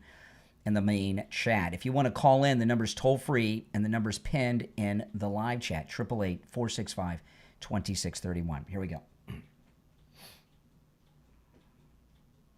Welcome back, everyone. I'm Brian Craig. You're listening to Florida's longest running radio show, The Steve Kane Show. I want to throw this out to some old-time Steve Kane listeners, okay? And I've heard from people over the years who remember Steve Kane when he was on the air at night in Orlando. That's when the Steve Kane Show first began, back in 1977 in Florida. And those of you that are old-time radio people that know Steve from back then, if you I'm putting something together. I'm not going to announce what it is yet, but I will at some point. If any of you have anything from that radio station back in 1977, please get it to me. You can email me through my website, briancraigshow.com. There's a direct email there, briancraigshow.com, and email me anything you have. It could be a newspaper ad. It could be a flyer. It could be a screenshot from a Facebook group. Anything that shows Steve Kane with that radio station he was with in Orlando in 1977. I'm putting something together, and I'm putting together a collection of things that I have that I've collected over the years, but I'm looking for some more. And so if you guys could do that, I'd appreciate it. All right, and I will announce what I'm working on when I'm done collecting things, okay? All right, you're on the air. What's your name? Where are you calling from? Yeah, good morning. This is Richie. Oh, hey, Richie. How you doing this morning, Brian? Doing well.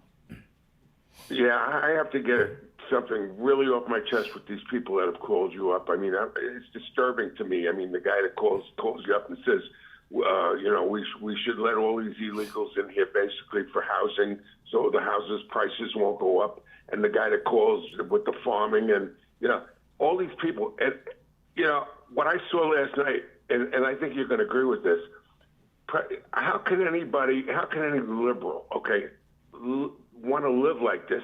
I saw Portland, Oregon for the first time close up last night where they showed, we have lost Portland. Seattle, remember when they had that autonomous zone, those 3-block area where they took over for like a month? The Chaz. Well, Portland is gone. You can go to Baltimore, you can go to New York, you can go to these cities that are unsafe. But Portland has completely gone. Well, let me give you an example. You asked a good question. How can these people want to live like this, right? And I give you an example that illustrates this. When my daughter was in elementary school, she had this friend, a little girl, and they went to school together. And her mom little girl's mom was a single mom, and they lived in a very low-income mobile home community. A very low-income mobile. I mean, it was. In fact, I did the. I didn't let my daughter go over there to play because I did the search online, and it's like where all the sex offenders live. It was because they don't do background checks to rent there. The mother got married to a guy that had made a good living, and what did they do? They bought a $200,000 mobile home to live in the same mobile home park. And I couldn't believe it. It was a nice mobile home, and I've got nothing against mobile home living. This is just a place that is a crime-ridden place. If I told you the name, a lot of you would know it, but I don't want to tell you the name. I would know it because I don't want to tell you the name because But I'm not being snobby with people that live in mobile home. Mobile home communities are fine, except when a hurricane's coming or a tornado. But this is a place that had high crime. And I couldn't understand it at the time. And my wife explained. She said that's where she's comfortable. She's not comfortable buying a $200,000 condo or a house. So you talk about these people in Chicago, in Portland. That's what they're comfortable with, and that's what they like. But Portland is a different story. Let me really quick explain to you why I'm saying that. During the daytime, everything is there's no stores left in downtown Portland. I'm talking about downtown. They're completely gone, all boarded up with black spray paint and graffiti. And every sidewalk, there's a tent pitched, and Antifa is sleeping in those tents. So you can't even walk on the sidewalk. They're blocking the whole, and it goes rows and rows. Richie, in Portland, I know someone that has a business in Portland, Oregon, okay? and they might be listening to the radio station. They actually have in Portland troughs like they used to have in the Old West for the horses, where the homeless bathe. But the homeless in Portland aren't like the homeless that you had on your bus on Broward Boulevard. These are guys with laptops. They got like on jobs, but they're homeless, and they smoke weed all day and everything, and they'd rather spend their money on weed and hang out working on their laptop at Starbucks, and they bathe in troughs. I mean, it's a city unlike any other city you could imagine, and what they've done to Portland, Oregon.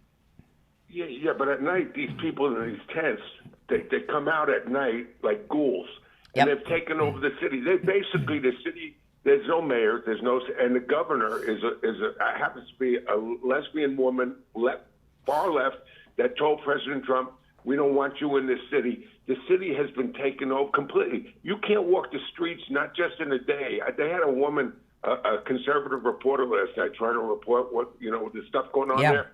They literally followed her, and she went to a police officer and said, listen, I have some people inside there that can't get out because they're going to get jumped.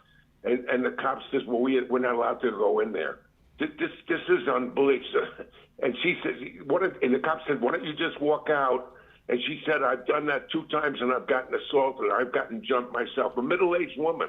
Now, the point is that they have completely taken over that city. It's like a movie. Literally like a movie. You can't, and they sleep all day, and there was a lady delivering pizza to all of them. They're feeding them. Mm-hmm. So they're being funded. These people don't have jobs. You know what their job is? To harass people in the city and at night, and it's really you know what it's like? It's like the Omega Man with Charlton Heston. Oh my God, I never seen anything like this. It's Brian, to have sleep all day long and get paid, and then go in with and harass. Well, you know what I really haven't been able to figure out, and I haven't really heard an explanation to this, and maybe it doesn't matter, but what is it about the Democrats that they're so pro-crime? It's not just because of all the money they get from the government. There's just some. It's almost like a fetish with Democrats. Why are they so pro-crime? You know, the other thing I heard. Well, and let me just add on to that. Portland and Antifa is different than a lot of these other cities, and some of these cities, okay, and like Chicago, places like Chicago, and where there's crime, liberals don't like arresting black men. They think sending a black man to prison, even if he's a violent criminal, is like sending him back to the slave plantation. Okay, but these people in Portland are whiter than me and you, because we live in Florida, so we got the sun, we got a little sunshine. They're as white as a saltine cracker, you know. So it's not a racial. I don't know what the Democrat thing is, being pro-criminal, is all about. I really don't think anybody knows. Well, you're an American. You're an American, and this is, I'm going to throw this out, and I'm going to hang up. In Dearborn, Michigan, they're putting speakerphones on the mosques, speakers, and at 5:30 in the morning, the people are complaining. I saw that. They've let them do it. Yeah, can you imagine the call of prayer? It sounds like you're in Gaza.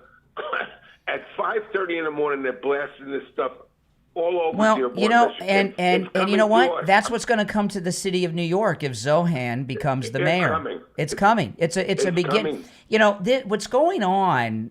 The two forces that are against the United States, okay, China and the Islamic world, and we're under attack by both of them in different ways, and it's very clever. Instead of having armies invade and knock down buildings and stuff, they just migrate and they immigrate and migrate, and then they run for office. Yeah. And that's what's going on. Yeah, that's it. And it's you know, and here's the thing: sneak attacks are successful when the enemy attacks a country in a way that it's never been attacked before.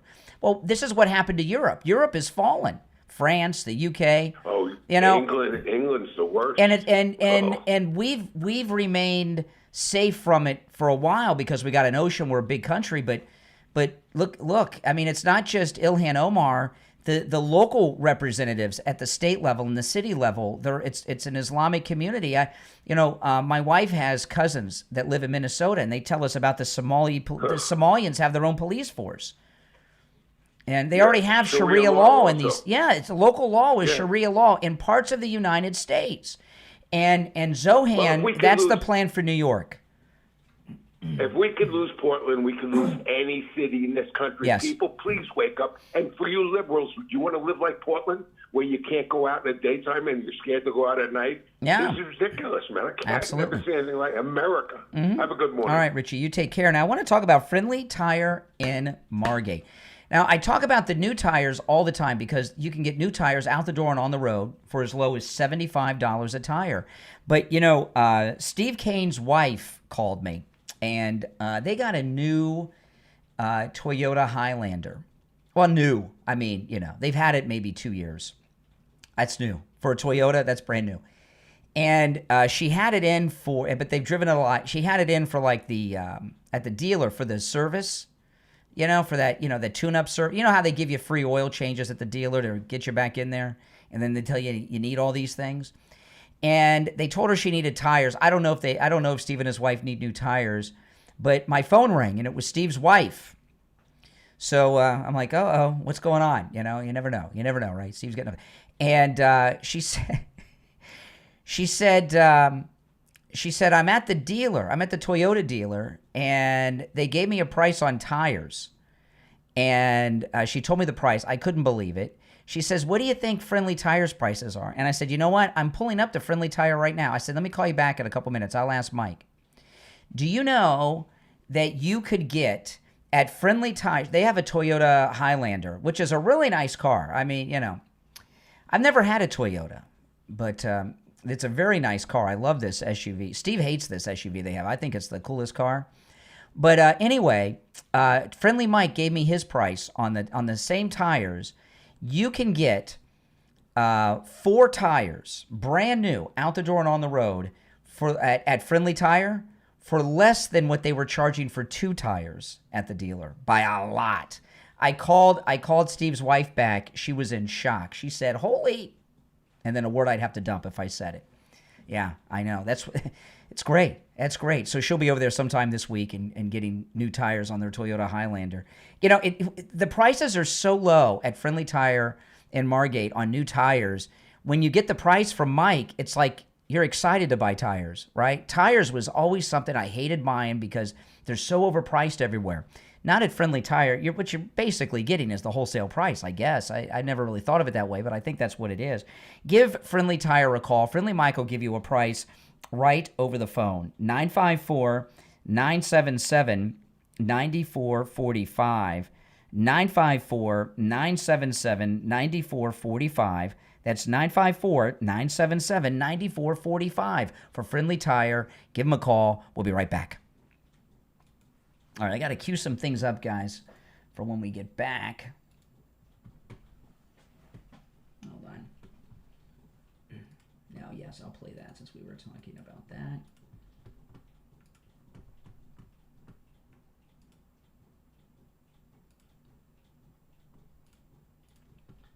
If you're on hold, stand by. If you want to call in, the number's pinned in the live chat. And, of course, if you'd like to support the show, go to mypillow.com and load up with our promo code Kane. I'm excited to announce that we're having our biggest 3-in-1 sale ever with a limited edition product, a back-in-stock special, and a closeout deal you won't find anywhere else. So go to MyPillow.com or call the number on your screen. Use your promo code to get our MyPillow bedsheets only $29.88. Any color, any style, any size, even kings. Regular $119.98, only $29.88.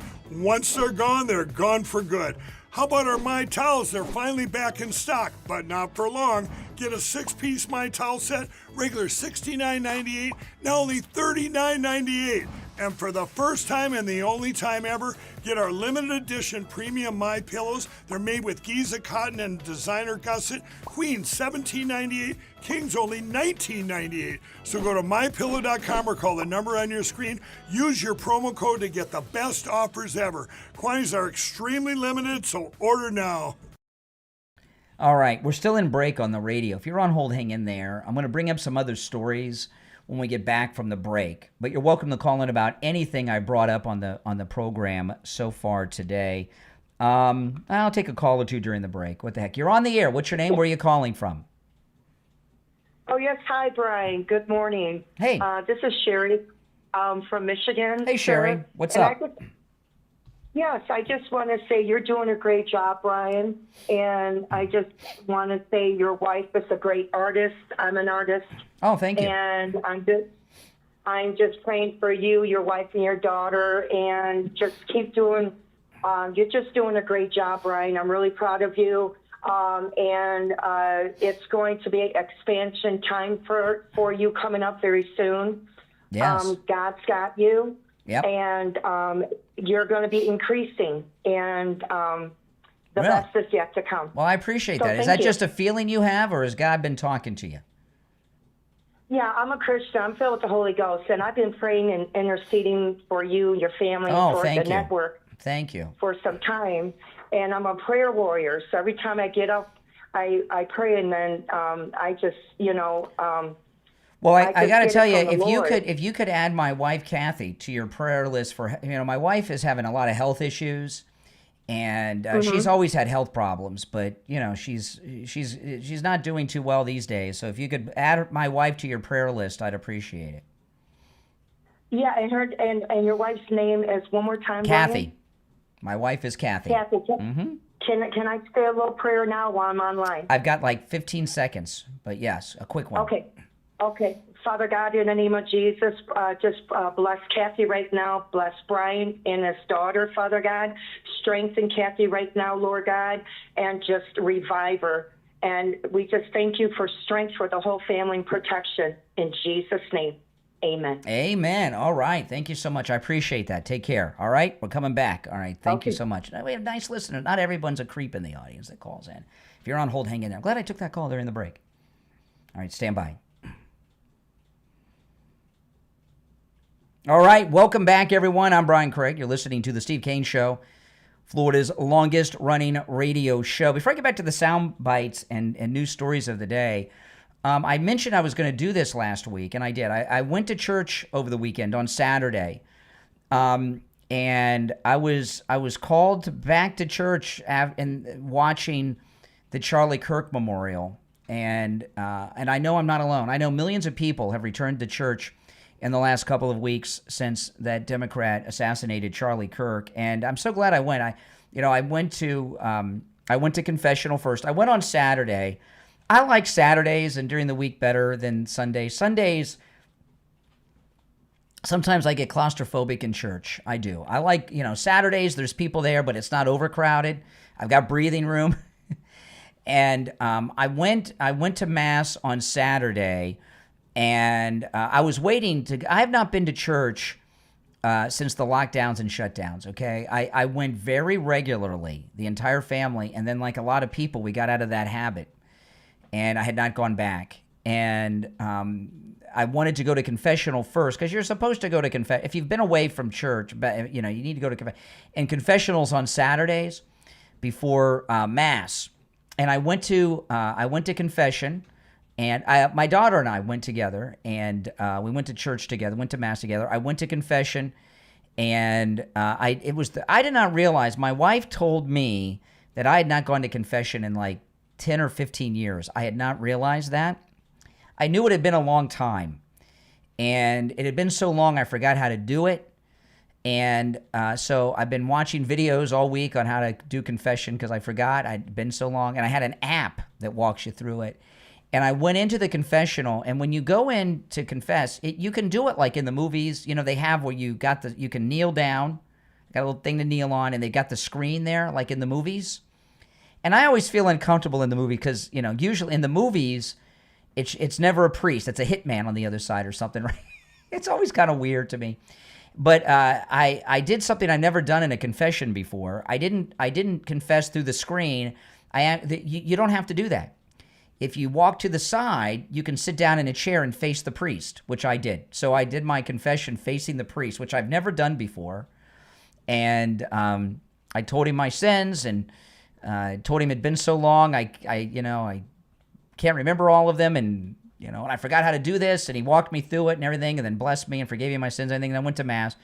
And my plan is to do that every week and to stick with it like I used to. And I know a lot of you have returned to church, and we can't bring Charlie Kirk back alive, unfortunately, but getting people into church is definitely a very good thing. And there really is a I'm not even sure how to describe what's being reported. It's a what would be the term to use for this great Christian movement that has come? People after the shutdowns and lockdowns, because that was a big year, that a lot of people's habits have turned, right? People stopped going to the movies, as an example, right?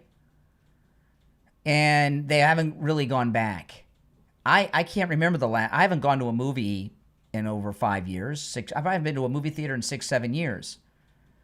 And things come out on HBO Max and things so quickly, there's no reason to even go unless there's something. I can't imagine something where I have. Maybe if there was something I had to see so we could talk about it on the show, I might go. A revival? Is this a Christian revival we're in right now? People getting back to, and I don't want to be selfish, like, because I've gone back to church after years that everybody, because I know a lot of you have stuck with it and gone, not missed a week. But I think millions of people have done what I've done, gone back to church for a long time, and habits have changed. And it's a good thing to get people back in church. Christian revival, is that fair? A Christian revival in the country? Absolutely. In the next hour, we've got a new sponsor. I'm not going to tell you about this till the next hour, but I got some of the most incredible news health-wise that you could possibly imagine getting. In fact, a big weight was lifted off my shoulder. I'll tell you about it in the next hour. We got a new sponsor that's joining the radio station today, and I'm very excited about this because what this sponsor did for me last week has been very life-changing and changed my life in some big, big ways, health-wise. I'm going to tell you about it in the next hour. Just a little mental note for myself. You might, if you follow me on social media, I posted on Instagram. We had a picture of me sitting in a doctor's office. I'm going to give you the update to that. And obviously it's good news because I'm telling you, I haven't, but it's more than just good news. It's incredible news. And I can't wait to tell you about it. All right. So let's, enough about me. Let's go to the phone calls and hear what you all think about me going back. No, I'm kidding. I'm kidding. If you're on hold, stand by. I want to get back to the news stories in the few minutes we have left in this first hour. I'm just going to play this because Richie had called in about Portland. This is from Meet the Press yesterday. Kristen Welker sitting there with Schumer. Schumer's gained a lot of weight. Hasn't he? He's gained some weight. Listen. Just learned, Leader Schumer, that President Trump is saying... Leader Schumer? Oh, my goodness. Leader Schumer? Isn't Senator okay? If you meant Schumer, would you call him Leader Schumer or Senator Schumer? I'd call him Senator Schumer. This really shows you, that's not why I'm playing the audio, by the way. They're talking about Portland here. This really shows you the pathetic egos these people have. Leader Schumer? I don't think so. Listen. Just learned, Leader Schumer, that President Trump is saying he now wants to send federal troops into Portland, Oregon. Yeah. What is your reaction to that? Leader Thune defended it. What say you? It's indefensible. What we've always had in America is when there are problems, domestic problems in terms of safety, in terms of violence, it's the local police departments, the local sheriffs, the state sheriffs who handle the problem. Except when they don't. Like when Eisenhower had to use the National Guard because Democrats would not let black kids go to school with their white children. Remember that? And since the local law enforcement wasn't doing their job, Eisenhower had to escort those black students into that integrated high school. And the local police aren't doing their jobs in these blue cities. So the federal government has to step in like Eisenhower did with desegregation. What we've always had in America is when there are problems, domestic problems in terms of safety, in terms of violence, it's the local police departments, the local sheriffs, the state sheriffs who handle the problem. What normal presidents would do would be say, oh, is there a problem here? Call up the governor of the state, Oregon, and say, how can we help you get this done? What he's done instead, she told him she doesn't need him. The governor of Oregon said, we don't need you. And yet he comes in and brings in these troops. This is so against the American way. We do not have our military do local law enforcement. And he tried it in Los Angeles. It backfired on him. The people of Los Angeles got upset, and the lower court threw it out. 30 seconds. Is there anything you can do to stop it, as in Congress? Yes. First, we will fight it in the courts, along with, people who will file suits. But second, I would hope, Kristen, that some of our Republican colleagues, seeing, I know they're loyal to Trump and does whatever he wants, but this is so far stepping over the line that I'd hope some of them would join us in legislation to prevent it from happening. We have such a proposal. I'm part of it. Okay. What the military in Portland are doing, they're not doing. They want to portray that the military is on the streets doing police work. That's not the case. They weren't doing police work or making arrests in D.C. They're there for two things. One is the presence. The very presence is intimidating to these bad people, these bad guys. But mainly what the military is doing in Portland is protecting the government buildings, the ICE facility in particular. And you may have noticed there was an ICE facility attacked in Dallas last week. And a migrant was killed. Others were shot.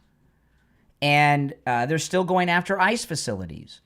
And have you seen the video of these very brave ICE agents risking their lives protecting the migrants? It was pretty amazing. They deserve medals. They certainly do. I want to ask you this. Do you or someone you know suffer from neuropathy? If you answered yes, listen up.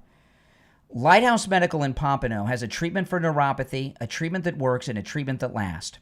Steve went in over 3 years ago. He had every neuropathy symptom there is: numbness, pain, burning, tingling in the hands and feet, dizziness, loss of balance, the feeling of pins and needles in the hands and feet. Sometimes no feeling at all, sometimes multiple symptoms at once. Over 3 years ago, he went in for his treatment at Lighthouse Medical. They rid him of his neuropathy symptoms, and over 3 years later, they have not returned. Give them a call. They can help you no matter where you're located, okay? You don't have to be local. You can be anywhere that you're listening to my voice or watching me online, and they can help you anywhere in the world. 754-222-6642. Make sure you mention the Steve Kane Show so you can take advantage of their no-charge consultation at Lighthouse Medical Center. 754-222-6642. 754-222-6642. And online, lighthousemedicalcenter.com. That's lighthousemedicalcenter.com. Callers on hold, you stand by. It's the Steve Kane Show. My name's Brian Craig. We're going to take our break for the top of the hour. Come back with much more and your calls right after this.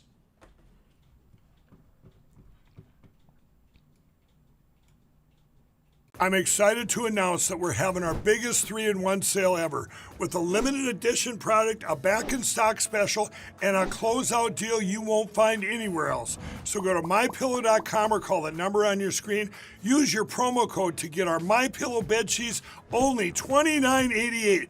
Any color, any style, any size, even kings. Regular $119.98, only $29.88. Once they're gone for good.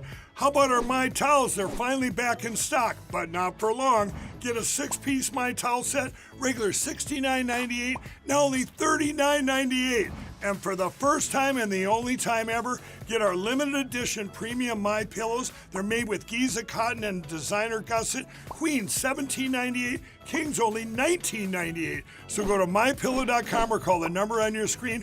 Use your promo code to get the best offers ever. Quantities are extremely limited, so order now.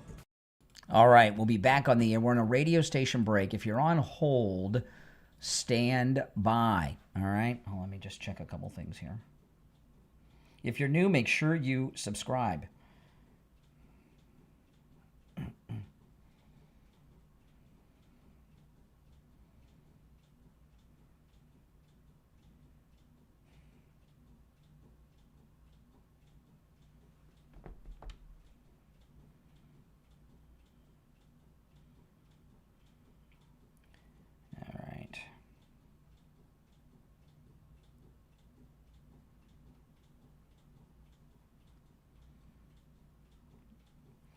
We'll be back in just over a minute, so I'm going to wait until we're back to take calls. Yeah, welcome everyone. Again, if you're watching with the green behind you, go to my main stream, and there you can see and hear all the audio and video I share. Okay, the link is in the description. We'll be back in less than a minute. The show's flying by, guys, today.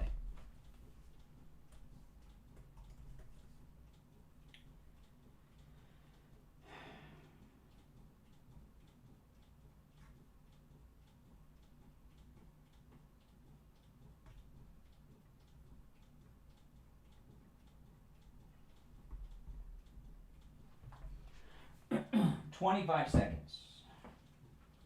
All right, we'll be back in 25 seconds. Less, actually.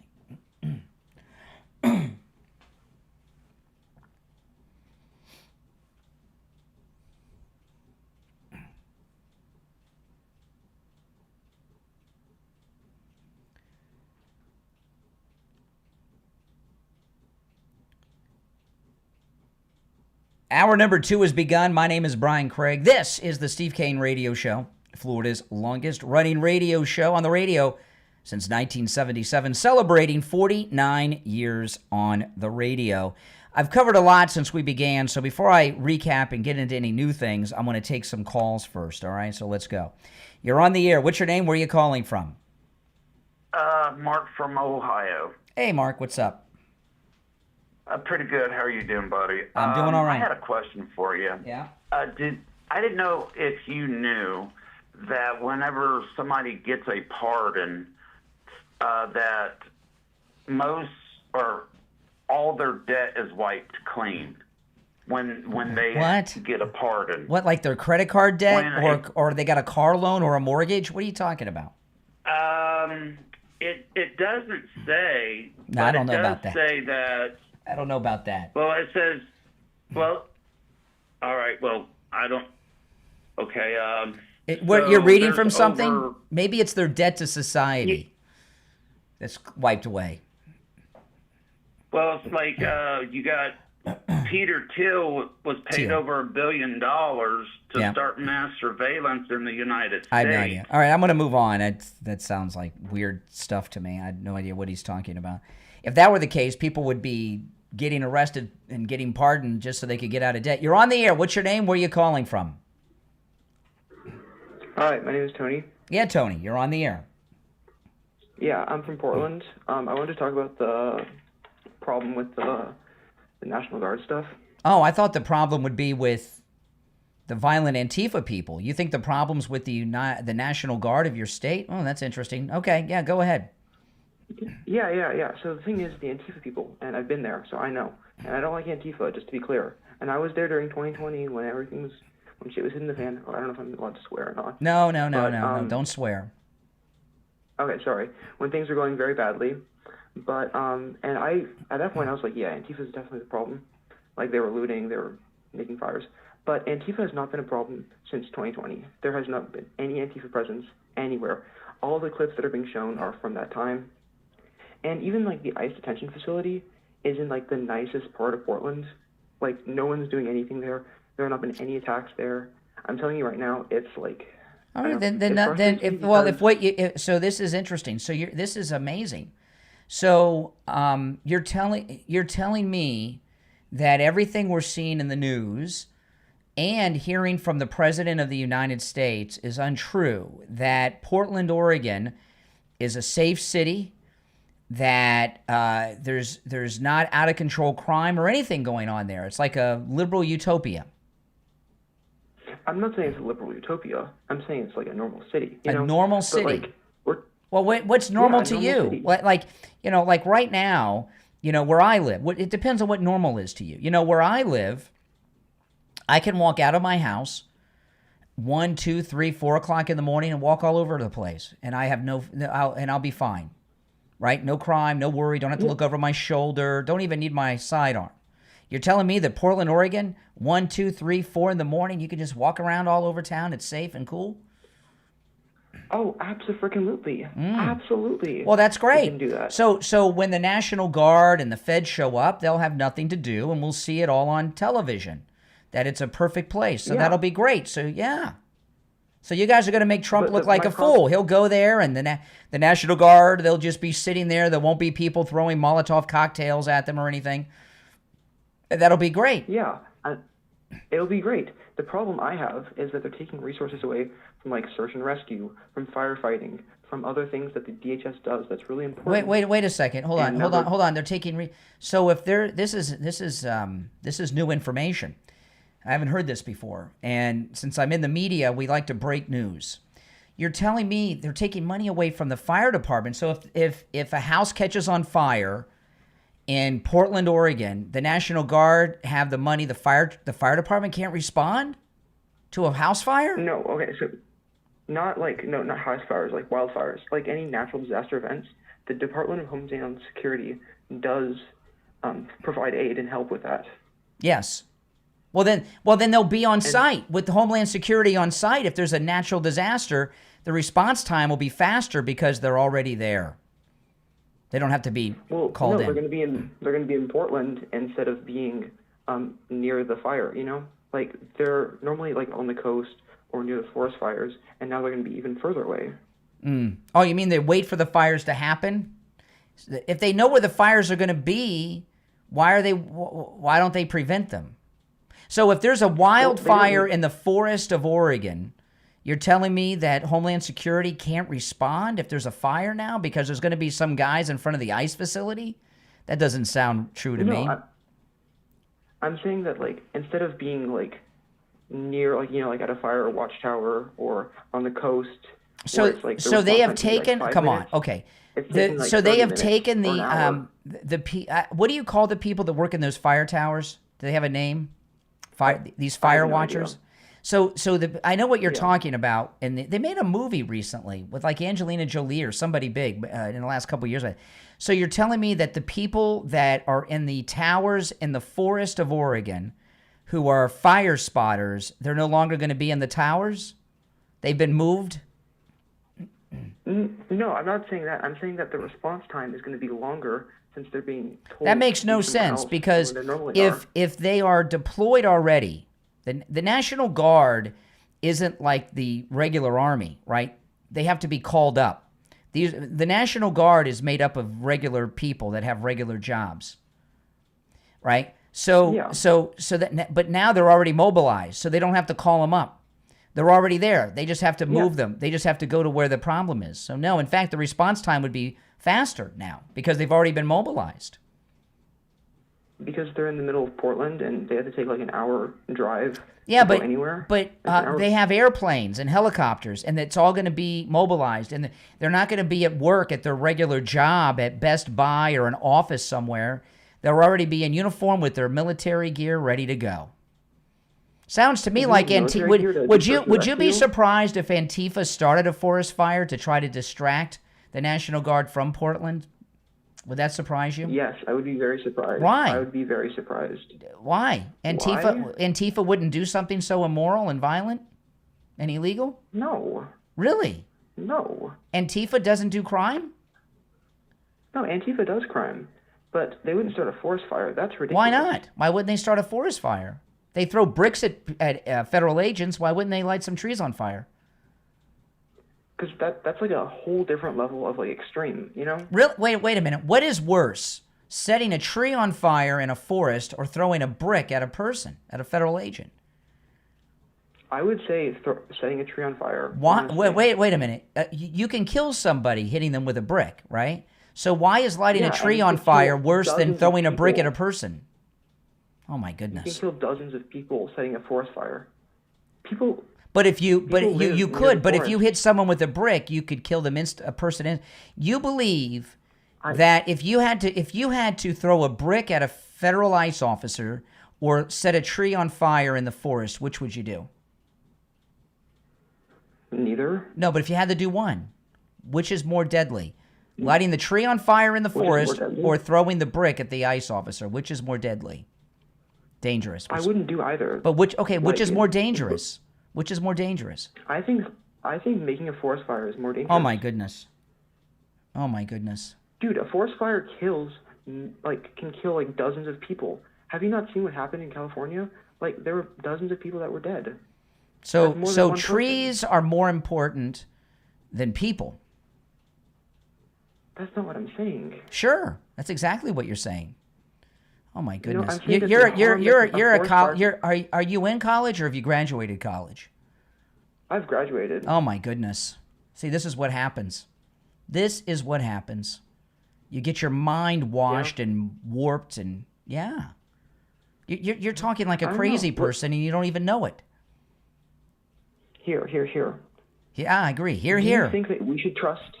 No, yeah, okay, look. Maybe I'll agree that both are dangerous. We shouldn't do either. Maybe I'll say that the brick is more dangerous if it makes you happy. No, but you don't believe that. I want you to no, but you don't believe that. You're just telling me that to get through this. You believe that lighting a tree on fire is more deadly than throwing a brick at a person. That's crazy talk, but hey, you're in Portland, Oregon. Simplified. I think that's a very simplified way of talking about it, because I'm talking about a forest fire. You're a crazy person, right? You're a crazy person. You're totally insane.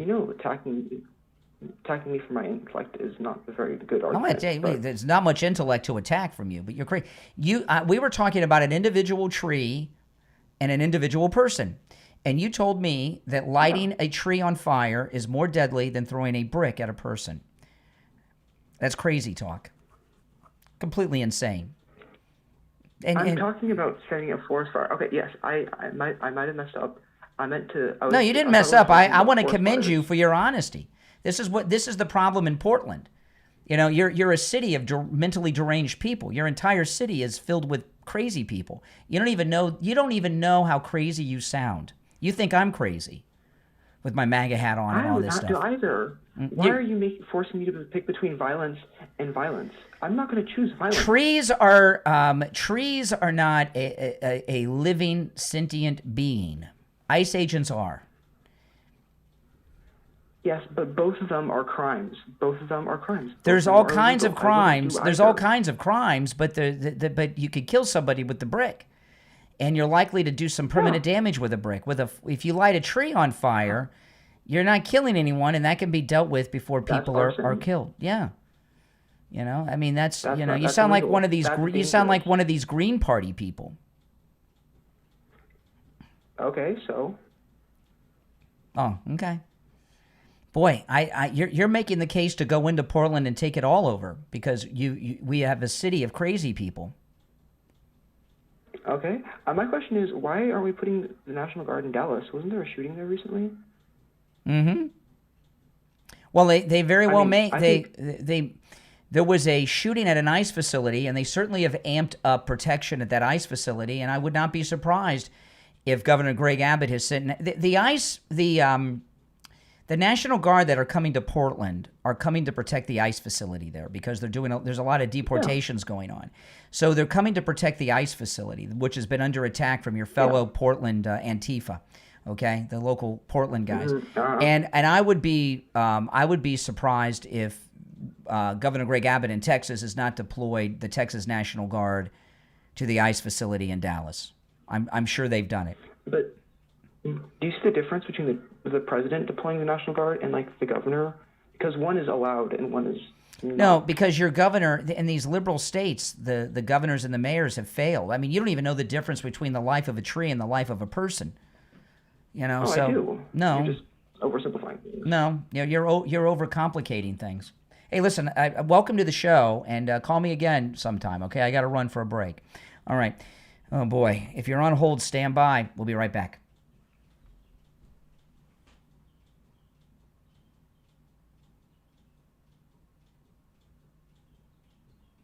All right, let's go.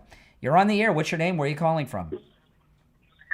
Hi, I'm Anthony, and I'm calling from Philadelphia. Hey, Anthony, what's up? Hi. Oh, yes. I really don't know how you have the patience with these people. God bless you, really. When I hear these liberal lefties calling or criticizing the National Guard being called in, or their favorite is that the white man is the existential threat to society. Yeah. I'm saying to myself, in these predominantly black neighborhoods where crime is out of control, Is the white man going into these areas and having drug gang shootouts? Are they going into the areas and driving by and lowering the window? Well, with the National Guard, the National Guard are going into these cities to protect the the federal buildings. The federal buildings are under attack. Right, sure. You know, and Sure, yeah, but that's where they're being deployed. but they're not doing police work like they're trying to make you think. I know, but I'm just talking about crime, period, and I'm going to put it together with the ICE. Yeah. With the ICE, the National Guard. The point is, when they're patrolling the streets, though, they are keeping the streets safe, just in case some of that behavior, to stop some of that behavior from occurring. Okay, because they're an intimidating factor. Yep. Okay, but the point is, is that, you know, these leftists, with all of their black radical rhetoric. Well, I don't. What you're talking about is Black Lives Matter. Get a job. Yeah. All right. Appreciate it. All right. Get a job. You're on the air. What's your name? Where are you calling from? You're on the air. What's your name? Where are you calling from? Yeah, Jay from Jersey. Oh, hey, Jay. What's up? I just went and, I didn't see you early this morning, so I just went into the playbacks of what you said earlier. Okay. Now, about a couple of weeks ago, you made a video outside of Starbucks.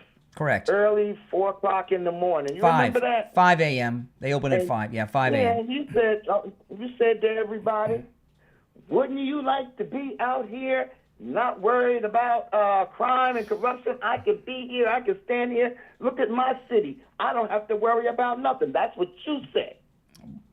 And then a few minutes ago, okay, a few minutes ago when you, on your opening bid there, you said you can't go out 4 o'clock in the morning no more because it's too dangerous. Now explain how both of them is the right one. Okay, well, first of all, I'm a public person, okay? And what you're talking about, I said before they, before you liberals assassinated Charlie Kirk. And I have been lying. Wait a minute, he was a Trump supporter. Now hold on a second. He wore Trump shirts. Hold on, Renee. He wore Trump shirts. Renee, stand by. He wore Trump shirts like you do. Okay, slow down. We're coming back from commercial break in about 30 seconds, okay? This is a radio station commercial. We're just on YouTube right now. I want to hold you through because I want to talk to you about this in detail when we get back on the radio, okay? So don't just hang in there because you brought up a good point, and but you're going to look stupid and you're going to feel stupid. But that's okay. All right, stand by.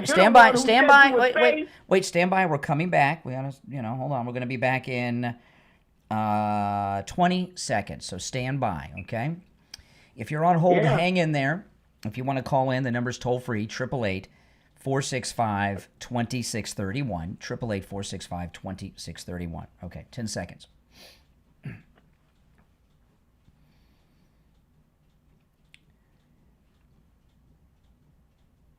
Welcome back, everyone. I'm Brian Craig. You're listening to The Steve Kane Show. Now, Renee from Harlem's on the line. Or is this Jay from Jersey? No, it's not. My name is Jay from Jersey. Jay from Jersey. It's hard to tell you two apart. You have the same rhetoric. Well, now, we were talking during the I was taking a call there during the break, and you were well, I'll let you repeat what you said, and then I'll respond to it. I'll let you state what you said about me not being out in public.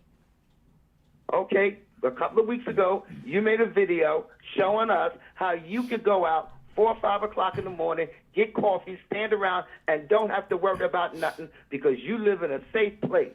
Correct. Then this morning, you turned around and said, I can't go out 5 o'clock in the morning no more because it's dangerous. Somebody could try to kill me. Yes. Basically. Mm-hmm. That's what you just said. Yep. Now, you said both of those statements. Which one is true? Okay. Because you worry about other cities, There's but a yours is difference. okay. There's a difference between me walking around and live. I'll tell you why. I for years on the weekends, on Saturday and Sundays, for years, early in the morning, I go and get my coffee at Starbucks and I live stream in front of Starbucks. I've done this for years. And I had to change my location, I don't know, 6, 7, 8 months ago because people were figuring out where I was and were showing up. And some of them were really kind of scary. But I have been live streaming from my secret location, Starbucks, where I'm an undercover for the last 6 or 7 months, and I was talking about how safe it is where I live, and now I'm not live streaming there after the assassination of Charlie Kirk, and this is why. I can walk out of my house and walk all over my neighborhood and not have a fear in the world, even with my MAGA hat on. I wear my MAGA hat around the neighborhood day or night, 2 a.m., 1 a.m., 4 a.m., 5 in the afternoon. I can walk all over my neighborhood and everything with my MAGA hat and all over my town. But if I'm live streaming on YouTube, you hear these people that call me and the things they say. I can't go out and broadcast exactly where I'm at, what live streaming on YouTube with some of these liberals that call me.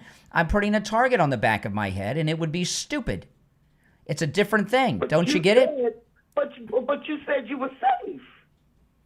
You said you were safe. Except if I'm live streaming on YouTube and people in the audience that can track me down to my location who are some of these people are threatening. Let me finish. Now, see, that's where it shows that you're a meathead and don't realize what you say. It can't be both. It can. That means you are if I'm just walking around, I'm anonymous. I'm just if I'm on YouTube, I'm saying, "Come get me." Safe, but you can't be safe then. Yes, I can. That means you're not safe. No, it's different. It's people. If somebody bothers you, I'm not going to say No. People, no, wait. This is what you're trying. You know what you're trying to do, Jay. You're trying to get me shot. You're trying to get me. Yeah, you want me. You want me. Doesn't shoot people. They don't. You act like your neighborhood. No, they don't. Listen, you acting as if your neighborhood is so no, good. I'm not worried about. I'm not worried about somebody in my neighborhood. I'm worried about one of these lunatics like that moron I was just talking to before the break, or these other people with their perversions and nastiness tracking me down. Listen to this. There's a difference. Okay, another white man killed up a bunch of people. Why are white people shooting and killing white people in these terrorist attacks? I don't know who you're talking about. I don't know who you're talking about.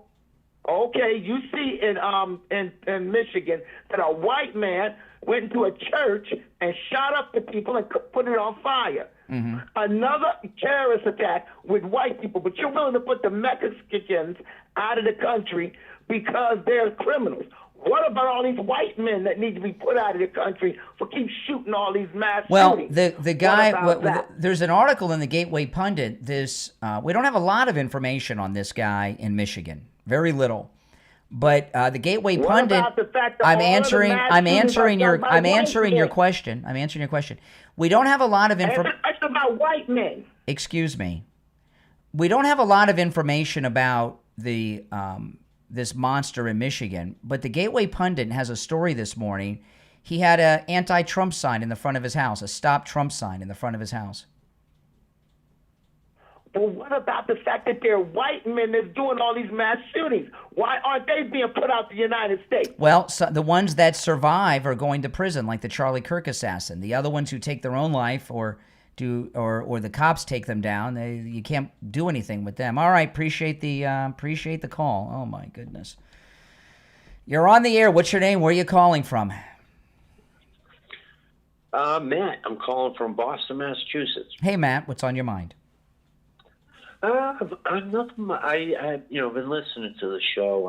I took last week off. I was just dumbfounded by the reaction of some people celebrating death in this country. Yeah, though, that's liberals for you. Yeah, it's I wonder, if a situation like that can't bring some of us normal-minded people on both sides of the aisles together, what is going to bring us together? Trump. Are we just destined for this country to just fade? Trump has brought the country together, and the few liberals that are left can't handle it. The reason they're acting out the way they are, these leftist attacks are happening for a number of reasons, but one of the major reasons is they're out of power, and they're having meltdown tantrums over being out of power. You know, I hate using the Nazi, you know, the comparison. Well, then don't use it. But then don't use it. The one thing I do say is, like, you know how when Hitler came to power, like, you know, no, how did he come to power? He just brainwashed, and it's like, since 2016, all the liberals have heard is how, you know, Trump's a Nazi, Trump's this, MAGA, you know, MAGA's a disgusting, and it's like, you know, it's had an effect now. Like, you know, these 22-year-old, 23-year-olds have heard nothing but hatred since they were like 10. You are correct. Yeah, absolutely. And it's just sad. It's sad. Yeah, when the Hitler Nazi thing dehumanizes and villainizes the MAGA movement, and they're, you know, I mean, look, I was talking to a liberal a few minutes ago. He thinks the life of a tree, burning a tree, is deadlier than throwing a brick at a person. So I mean, I mean, I couldn't believe. I gave him so, you know, so look what you're dealing with. All right, appreciate the call. I want to talk about coastal weight loss secret and all this weight I've lost. You guys watch me on YouTube. You've seen my weight loss transformation, and I mean, it's really so amazing. I've lost over 35 pounds. I'm in the maintain phase now. I'm what I weighed 29 years ago. I could lose more weight if I wanted, but this was my ideal weight, and I got where I was. I didn't think it was possible. You know, I lost about a pound a day without going hungry, eating foods I would normally eat, without any shots, any medications, and no exercise. And I don't know, the only thing I do is run my mouth, and I don't think running my mouth burns that many calories. And it's so great because I didn't have any major lifestyle changes. So now that I'm in the maintaining phase, I haven't gained an ounce back because I didn't have any big lifestyle changes. And you know, with Coastal Weight Loss Secret, you can lose 10 to 20% of your body weight in just 60 days. My goal was 25 pounds. I lost that in the first 3 weeks. Yeah, and I've lost more than 10 pounds on top of that, and I haven't gained an ounce back. We have had listeners from all over the United States call Coastal Weight Loss Secret, and they have literally, not figuratively, literally lost a ton of weight. Give them a call and schedule your free consultation with Coastal Weight Loss Secret. 561-247-6300. 561-247-6300. 561-247-6300. And online, coastalweightlossecret.com. We'll be right back. All right, let me take a call. You're on the air. What's your name? Where are you calling from? Hey, this is Gavin. Good morning, Brian. How are you, sir? All right, Gavin. What's on your mind? Hey, I want to apologize. Last time I called, I was totally being a Gavin nuisance. Okay. Aside from that, we got a new MAGA baby in this world. Just had a baby. Congratulations. Got him circumcised. Thank you. Good baby boy, blue eyes, blonde hair. Looks just like me. Great. But we got him circumcised. By a mole, and he used his mouth.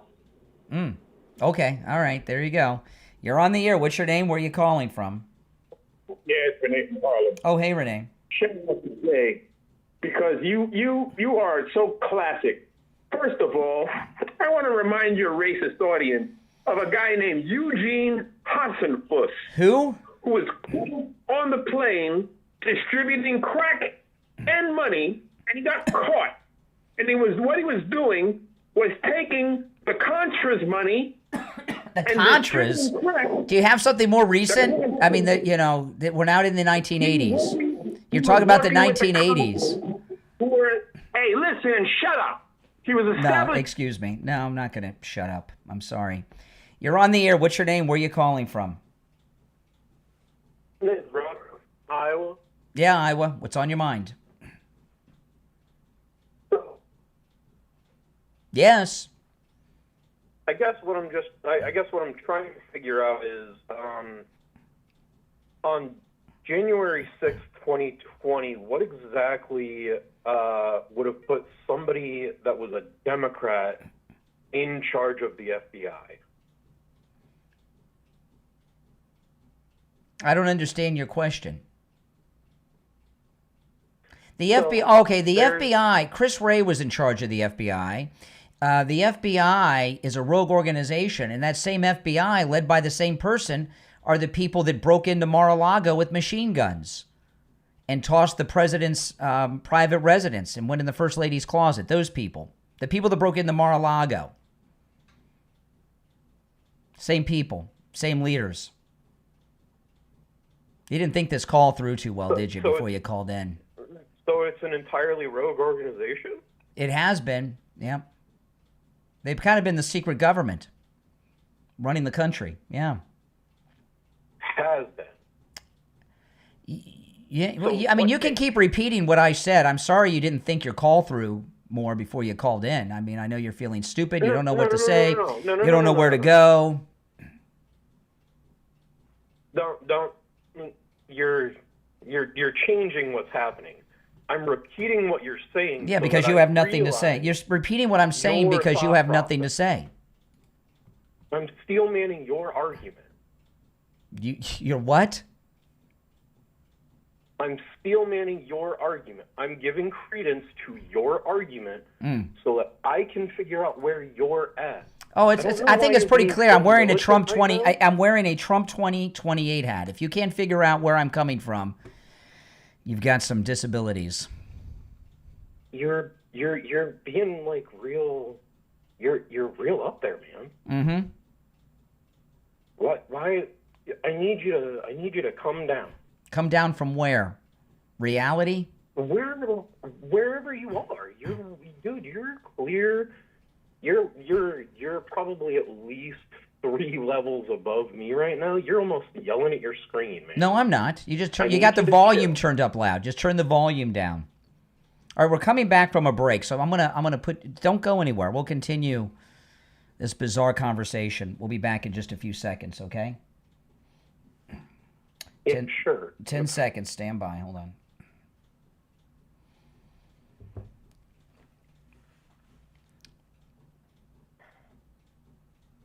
Welcome back, everyone. My name is Brian Craig. You're listening to Florida's longest running radio show. On the radio since 1977, celebrating 49 years on the radio. We were talking during the break. What's your name? Where are you calling from? I'd forgotten. Robert from Iowa. Okay, Robert. Okay, let me get the audience up to speed here, okay? Late last week, it was reported that officially, we now know, we have official documentation, something we've suspected, there were 274 FBI agents embedded on January 6th inside the crowd. 274. The President of the United States, Donald John Trump, posted on Truth Social at the end of the week this. It was just revealed that the FBI had secretly placed, against all rules, regulations, protocols, and standards, 274 FBI agents into the crowd just prior to and during the January 6th hoax. He says they were probably acting as agitators and insurrectionists, but certainly not as law enforcement officials. I want to know who each and every one of these so-called agents are and what they were up to on that now historic day. Then, over the weekend, Kash Patel came out and said that the 274 FBI agents were called to the scene after the event began and were there to do crowd control, which, of course, I and everybody with half a brain is calling BS on that. So that's what you're calling in about. So what are you trying to tell us here? All right. So that actually furthers kind of where I was trying to go here. So the FBI is a rogue organization. Pretty much. Is it still a rogue? Let me finish my line of reasoning here. Come on now. So the FBI is a rogue organization. Mm-hmm. If it is a rogue organization, is it still a rogue organization under Trump? To a certain degree, it is, because Kash Patel, who is the director of the FBI, came out and told Fox News over the weekend, nothing to see here. These 274 FBI agents, we have documents here, they were called after January 6th happened as crowd control.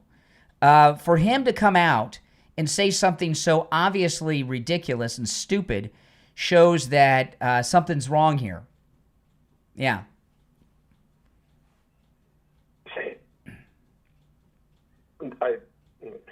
I mean, why would Kash Patel wait over 6 months to tell us that they were just there doing crowd control? So, I want to be clear here. I'm not totally in disagreement with you. Oh, you were a moment ago. Now you see I'm making some sense. You're being red-pilled live here on the program. This is the beginnings of a red pilling. I know you're fighting it, and I don't expect you to be fully red-pilled, but you've just admitted what I'm saying is making a lot of sense to you. I know it's hard to admit, but this is the beginning of a red pilling that we're experiencing right now. I have a further question. Mm-hmm. Can you tell me the difference between a liberal and a leftist? No, I'm not going to answer that question. That's just a diversionary tactic. See, what you're doing here Why not? we were talking about, excuse me. Republican and a conservative? No, excuse me. We were talking about something What's here. the difference between a Republican and a You're not going to conservative? get. I'm not going to respond to your question. question. I'm not going to respond to your question. You can keep asking it. I'll just hang up on you. Well, because what's happened here is very interesting. Okay. You called in with something that really wasn't really thought out too well. You had some opinions based on these talking points you hear wherever you get your news from.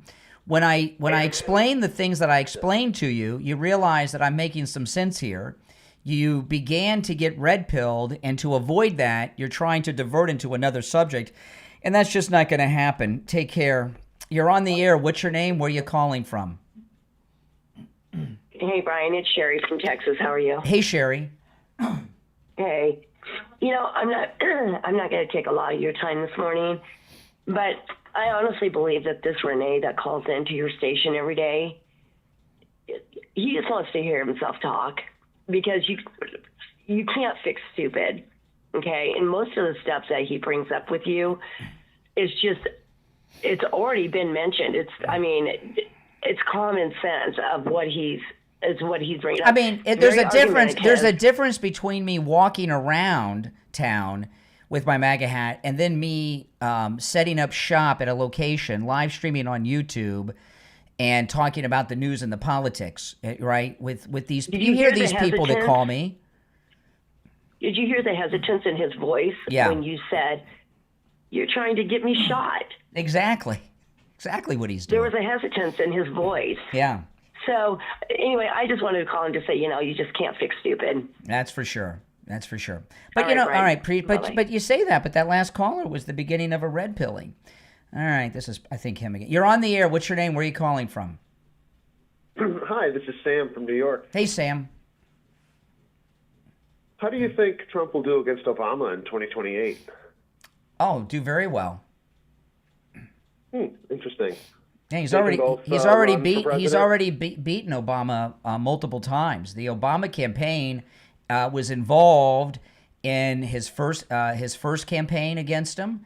They were involved in the last campaign against him, and he's defeated the Obama team time and time again. So in 2028, you are okay with Trump running for a third term as well as Obama himself running for a Obama third can term? run with Clinton as his running mate, or George W. Bush, or Michelle, or I don't care. Yeah, run them all. Yeah, I'm fine with that. Yeah. Cool. So we can just throw the whole Constitution away. No, you can amend the Constitution. It's been amended 27 times. Would you do that? Amend the Constitution? Would they do Sure. that first? Sure, yeah, I'd amend the Constitution, do away with presidential term limits, sure. You know, the Constitution was amended so that blacks could vote. You know, Democrats wouldn't let black people vote, so they had to amend the Constitution. Democrats wouldn't let women vote, so the Constitution had to be amended. It's been amended before, 27 times. How many states are required to Are you in amendment? New York City or just New York State? Oh, they gave me a free apartment in New York City. Oh, I mean, this I'm is from Ukraine. Yeah, you're going to vote for Zohan, Mom Donnie? I'm going to vote for your mom. No, she's not running. Oh, she's running something. Mm-hmm. No, he hung up. Your mama. I haven't heard that one in a long time. That one goes way back. Yeah. Can you see? Yeah. Renee wants me to be out on the street live stream, and I'm here. Come find me with my red hat on. Is that crazy? You see what I'm dealing with? Oh, my goodness. Oh, my goodness. These people are out of their minds. Yeah, I want to talk about the Sloman Shield link. This is an absolutely amazing thing. You hear me talk about the Sloman's doorbell camera and alarm system, which you can see why I have such things. Oh, my goodness. I have such lovely people out there in the listening audience. But the Sloman's Shield link is super cool. Listen to this. What the Sloman Shield link does, it connects all your electronics in your house together. It takes all your everyday routines and actions based on your lifestyle and what you want to happen, and connects all your devices. So you get home at night, your TV comes on, your computer comes on, your favorite music comes on, your thermostat turns up before you even get home if you want to cool off the house a couple hours before you get home. And you can connect the Sloman Shield link to all the devices you already have in your home. They also include installation for all your devices, and they offer 24/7 support. So if you want to add a device or something over the weekend in the middle of the night, there's always somebody there to help you out. Give them a call. This is really an amazing thing. Toll free, 833-283-5050. 833-283-5050. That's 833-283-5050. Give them a call. All right, back to the phones. You're on the air. What's your name? Where are you calling from? You're on the air. It's PJ from Broward. Oh, hey, PJ. How you been? Pretty good, pretty good. Hey, did you see? I saw this morning, they're talking now with this 274 FBI agents, that were infiltrated into the J6. Guess who's next up on a hot seat, as per Donald Trump himself, is Christopher Wray. Perfect. I can't wait. All you had to do was just see him squirming. They asked him about how many agents were there. He goes, I can't talk about an ongoing investigation, all this stuff. All those crowd control people. Yes, that's all classified. Crowd control's classified. Yeah, so he's got to be. I really don't, and that's another guy. I still remember when he wanted to cut short the Senate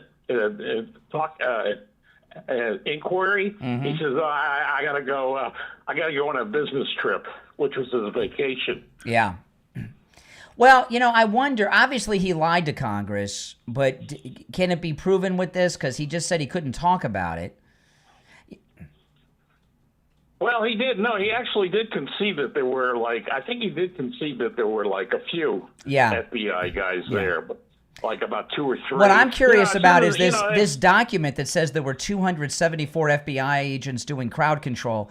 I'd like to see an investigation on this document to find out when this document was put together. Was it last week? When was this document really typed up?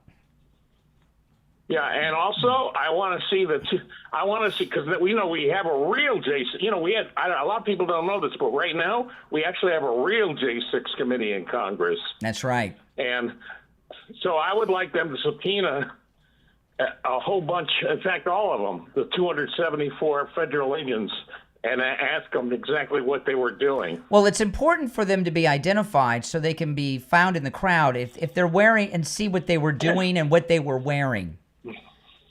Some of them would certainly be able to be located with all the footage. Yeah, including, who else will be, what other federal agent will be located is the guy who ever put that pipe bomb down by the DNC. Well, I think with the one of the easiest would be, there's got to be footage of the people that put up those gallows. And PJ, come on. If somebody pulls up in a truck and starts erecting gallows in front of the Capitol building, they don't get stopped by the cops. Come on. So who were those guys? I know that. Yeah. So they all need to be identified. I want to see the identification, who these 274 agents were. They got to come up to Congress and testify there, what they were doing, the whole bit. No doubt. While I was watching... Yeah, because there was no way those were MAGA that were anybody that was breaking the windows and stuff like that. No way. Those weren't MAGA. That's Antifa, probably. either Antifa or the federal agents themselves. Correct. Yep. All right, PJ, you're out of breath. Are you okay? What are you doing? No, I got a medical appointment today, and I'm want to get my blood pressure down, so I'm walking right now. Oh, you're walking. Okay. All right. I can tell you how to. All right, PJ, I got to run for a break, but good to hear from you. Okay. All right. Take care. If you're on hold, stand by. We'll take a break and be right back. I'm excited to announce that we're having our biggest 3-in-1 sale ever with a limited edition product, a back-in-stock special, and a closeout deal you won't find anywhere else. So go to MyPillow.com or call the number on your screen. Use your promo code to get our MyPillow bed sheets, only $29.88. Any color, any style, any size, even kings. Regular $119.98, only $29.88. Once they're gone for good. How about our My Towels? They're finally back in stock, but not for long. Get a 6-piece My Towel set, regular $69.98, now only $39.98. And for the first time and the only time ever, get our limited edition premium My Pillows. They're made with Giza cotton and designer gusset. Queen $17.98, Kings only $19.98. So go to mypillow.com or call the number on your screen. Use your promo code to get the best offers ever. Quantities are extremely limited, so order now. Yeah, guys, and if you could go and use our promo code Kane at mypillow.com, it'd be greatly appreciated because Mike Lindell is sponsoring all this extra that we're doing, the extra hour to the show, my afternoon show, and my weekend content. It's sponsored by Mike Lindell and MyPillow. And you guys going to mypillow.com, using the promo code Kane at checkout, K-A-N-E, will keep that going and allow me to do all this, okay? And I do appreciate your support of the show through making these great purchases at mypillow.com. Let's see here. What time are we going to be back? We got 2 minutes. I'll take a call while we're waiting. You're on the air. What's your name? Where are you calling from? Hey, good morning, Brian. Chris from Pompano Beach. Oh, hey, Chris. How you been? Haven't heard from you in a while. Good. I know. I tell you, goodness, life just kind of goes on one day at a time, doesn't it? But listen to the show every day, and Awesome. Even like now, this show, just for the few things that you mentioned and brought up, and you could talk for the rest of the week on. Mm-hmm. And I have to go straight to Schumer and the Constitution. I mean, I really wish there would have been that some way somehow to put term limits on senators and the U.S. reps for that matter. Exactly. Because we have too many Pelosi's and Barney Franks, and finally, he sat down a few years ago finally. But and this guy Schumer, I mean, come on, because what they're doing is they're really poisoning. I mean, unfortunately. My big question for Schumer, if I had anything to ask Schumer, I'd like to ask him how he accumulated a net worth of $80 million working for the government his whole life. Because Exactly. and the reason I want to ask, I'm not trying to get you on anything, Senator, but I want to learn how to do that. I'm working pretty hard. I don't have $80 million. How can I duplicate what you did? Oh, yeah, absolutely. That's why they doubled down on wisdom and leadership like President Trump, because they expose how these guys launder their money and get their money, and it just doesn't make sense. They're not representing the people they're supposed to represent. That's for these sure. Big mouths that get in there. Yeah, they don't represent. They represent themselves, and they really need to get out. Everywhere else has term limits. I mean, come on, governors, local commissioners, and mayors. Well, listen, we're getting ready to come back, so but I got to move on. But it's good to hear from you, Chris. Don't be a stranger. Have a good one. All right, take care. He's always got something to contribute. We're coming back in 5 seconds, so stand by.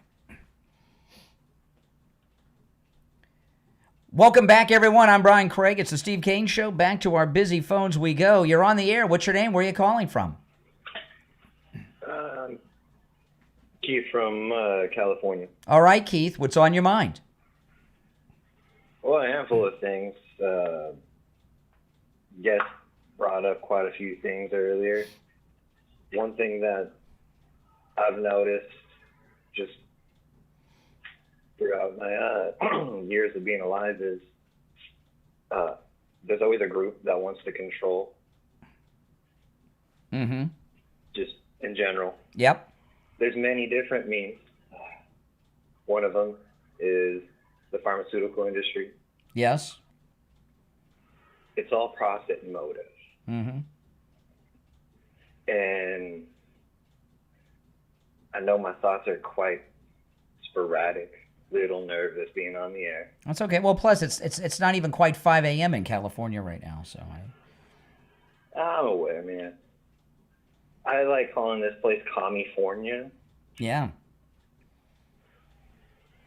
Yeah, it's it is. very difficult being a what third party. What part of California are you in? I would rather not say. That's a big but state. I have traveled. Well, here's the thing about California. I have traveled from listen. SoCal, There are more Republicans in California than Florida, and California is about to become a battleground toss-up state in the presidential elections with the deportations and everything that's going on. California very likely will become a Republican state once again after President Trump's done cleaning it up. And that's a pretty exciting thing, isn't it? I've worked in a lot of these blue cities, as we like to call them, the Democratic ran areas. Yeah. Mm-hmm. Some of it's kind of bananas, man. It is bananas. Hey, listen, I appreciate the call, all right? Does he sound high to you? You're on the air. What's your name? Where are you calling from? This is Bill from Louisiana. Hey, Louisiana. I have a question about Cash Patel. Yep. Wasn't he involved with the FBI during January 6th, and shouldn't he be aware of what was going on during that day? I don't know exactly what his job was. He was like, wasn't he an U.S. attorney or something? I don't know exactly what his job was on that day. Did he work for the Trump administration? I can't remember what his job was on that day. I don't know. I can't remember either, but you know how everybody you work with talks. You'd think the word would get out, Mm-hmm. and he'd know something. Yeah, I'm just thinking. It's certainly something to look into. I don't have too much. I got a lot of reservations about him and Pam. Well, listen, this Comey indictment had nothing to do with Pam Bondi or Cash Patel. Trump did this. I know it. Trump appointed Lindsay to be the acting U.S. attorney, and then boom, they got the indictment. So Cash and Pam Bondi had nothing to do with the indictment. Nothing. Maybe she ought to be the new Attorney General. Maybe she will be. That'd be great. Yeah. All right. Hey, listen, I appreciate the call. Now, I want to tell you guys, I want to talk about, we're welcoming a new sponsor to the program today, Life Imaging FLA. And those of you that follow me online, on Instagram last week, I had posted that a picture of myself and said that I'm at the doctor's office. Well, I was at Life Imaging FLA, and I had a full body scan and heart scan. And you guys have heard me reference over the years how much life insurance I have. I have a lot of life insurance. I have multiple policies, and there's a reason for that. I have cholesterol that is so high. I don't even know if I've shared it with you guys. I'm a little embarrassed to share with you how high my cholesterol is. There's nothing I can do about it. I've changed my diet over the years, everything else, but my cholesterol is about 300. And my cholesterol has been at about 300 for years and years and years and years. And the reason I have so much life insurance is because I have assumed for many years that I was going to have a heart attack in my 50s. And I'm in my 50s now. I'm 54. And there has not been a single day for years that I've not worried about having a heart attack. Part of the reason is every one of my doctors has been telling me for years, you're going to have a heart attack, Brian, because they know what my cholesterol is. It's about 300. And it's been that for a long, long time, over 20 years. Cardiologists, primary care physicians have told me this, you're going to have a heart attack. Nurse practitioners, you're going to have a heart attack. You got to get that cholesterol under control. Well, I went over to Life Imaging FLA. They gave me a full scan of my entire body, including my heart. And guess what?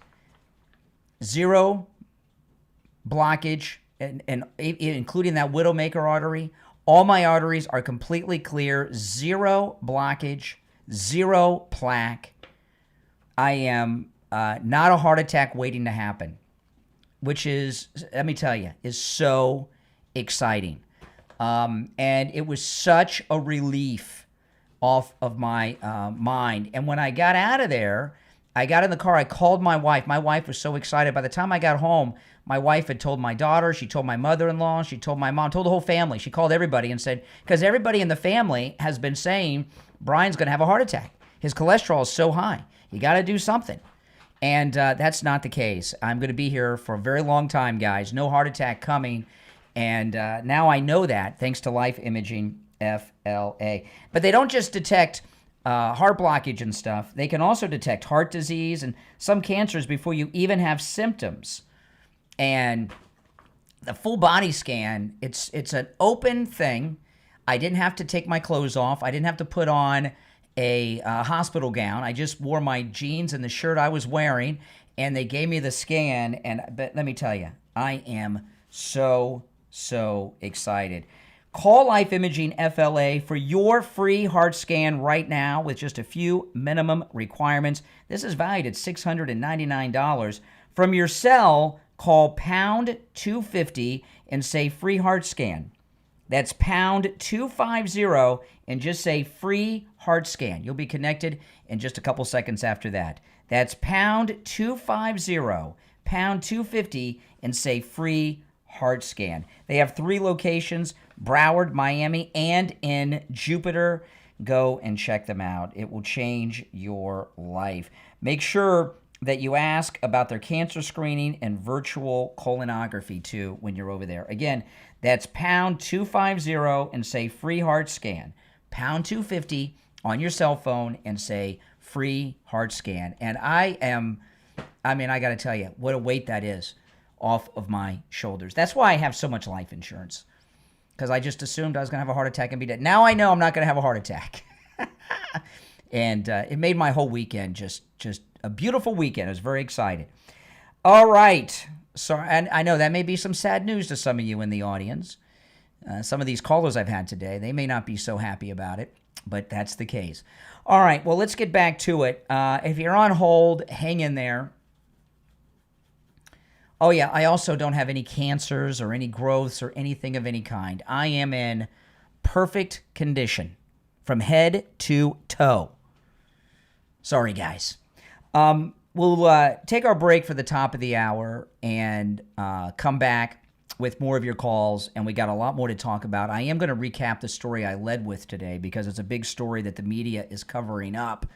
And I do want to recap that story. If you're on hold, stand by. Our number is toll-free, 1-888-465-2631, 888-465-2631. It's the Steve Kane Show, Florida's longest-running radio show on the radio since 1977, celebrating 49 years on the radio. We'll be right back. Okay.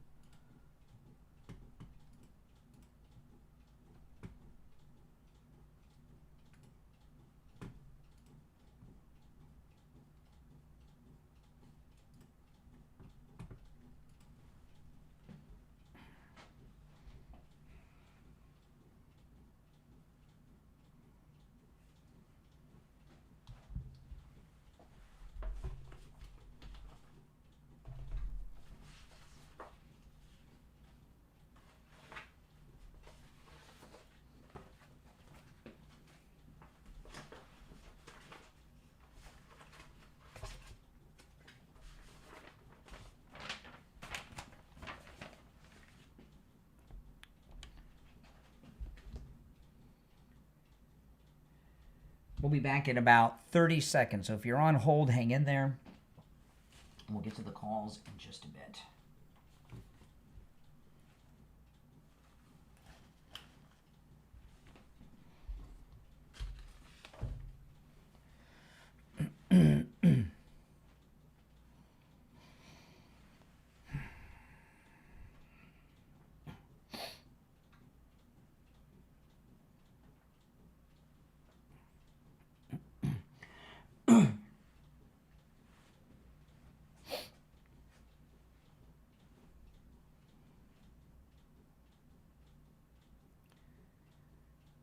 All right, we're back. I'm Brian Craig. You're listening to The Steve Kane Show, Florida's longest running radio show. Let me take a call or two, then I'm going to recap my lead story of today that the media are completely covering up. You're on the air. What's your name? Where are you calling from? Oh, yeah, boy. My name is Brian. I'm from Upper Arlington, Ohio. Visiting Cocoa Beach right now. I just wanted to tell you that I love your new format, the way you do it. Well, thank you. When I would listen to it before, I would listen to it, and I would usually pause and then zip through your commercials. Sorry. But this way, it's so much more interactive, so I appreciate it, Brian. Well, your name's Brian, and you're in Upper Arlington? That's so crazy. Yeah, I'm from Upper Arlington. I'm in That's Cocoa where, Beach right now. yeah, my grandparents lived in Upper Arlington when I was a kid. Oh, no kidding. Yeah, my grandfather was a police officer at the police station on the river there in Upper Arlington when I was growing up, where they have the waterfall. At Greg's, maybe? It's like Greg's Dam? Greg's Dam, that's right. Okay, there you go. Yeah. Well, so what's on your mind, Brian? Amazing. Actually, that was it, Brian. I just wanted to tell you, I like the new format. I love it. Well, So, I appreciate. Hey, listen, I'm always yeah, open keep to it up. compliments. It's better than being called a racist and a ism and a phobe and all kinds of other stuff. And that caller earlier that said your that mama, you that are. was the best. That was the best. Well, that you are not. You definitely are. All right, appreciate the call. All right, you take care. You take care. Okay, this story here, I opened with this story at the top, and this story, I've been following this story, and only this morning have we gotten these major updates. And the media are covering this story up. And if you're on hold, stand by. I want to get to this again because this is crazy. Now, we know everything that happened to the president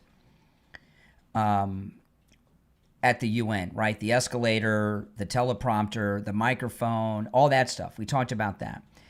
A Trump official was attacked in a bathroom and assaulted.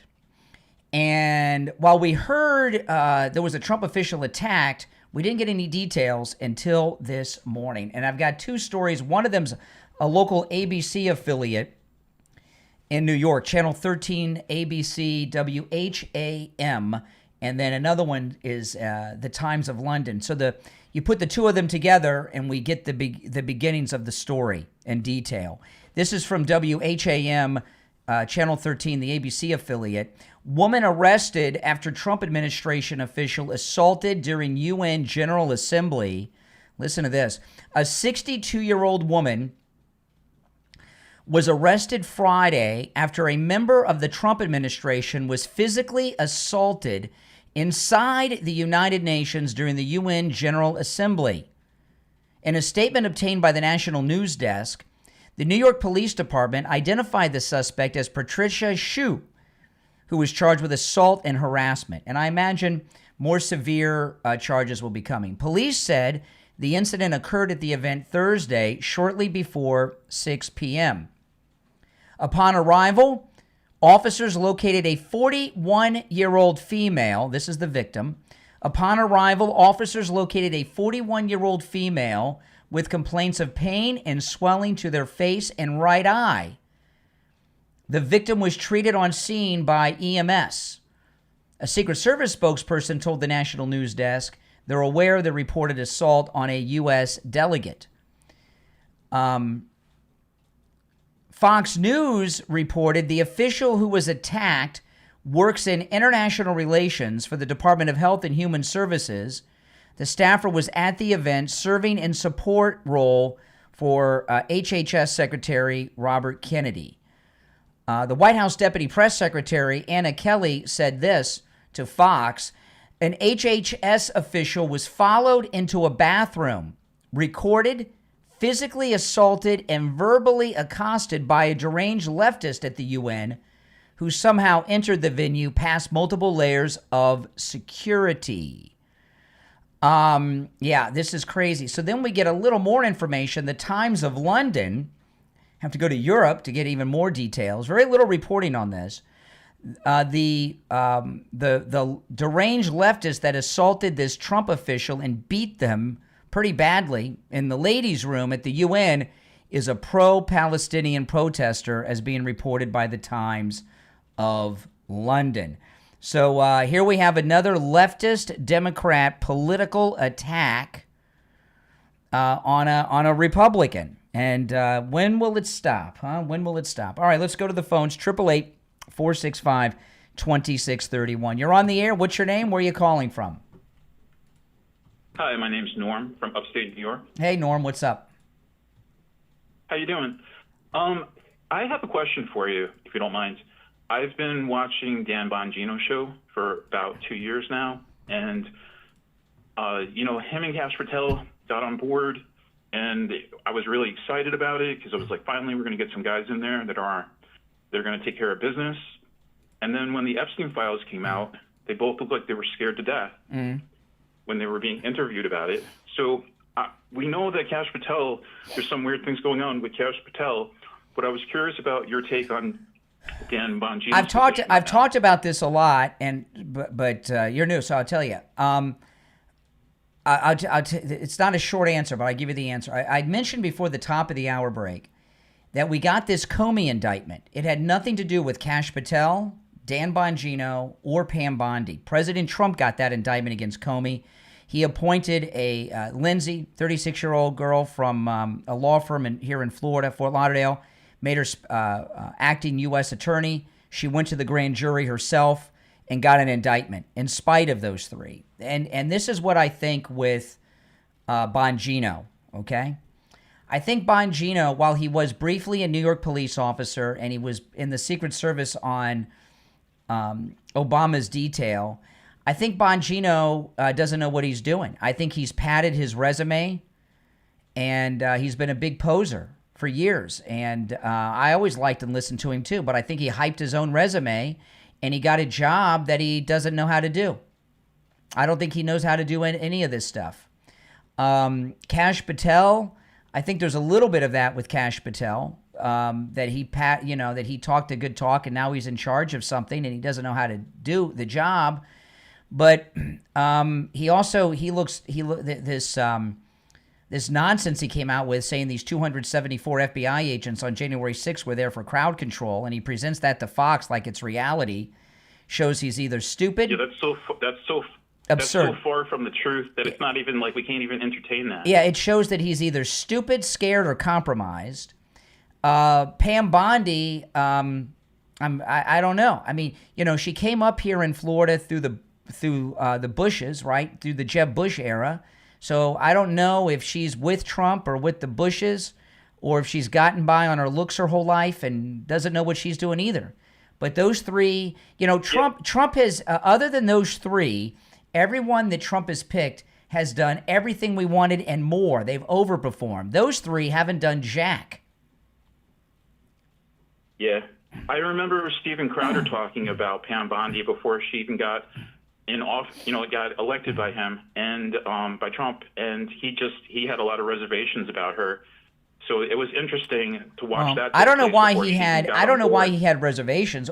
We had no reason to have reservations about any of them.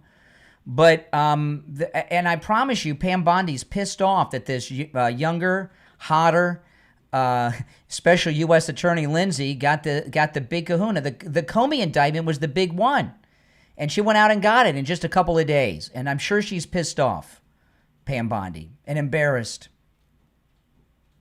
Yeah, I'm going to have to research that. That's very interesting. I wasn't aware of that. I think what we need to do is get some younger guys in there without families that are fearless, because I don't think it's fear. I think Bongino has been. Listen. Bongino. We know he was a Secret Service agent and he was a New York cop, but do we know too much about what he did?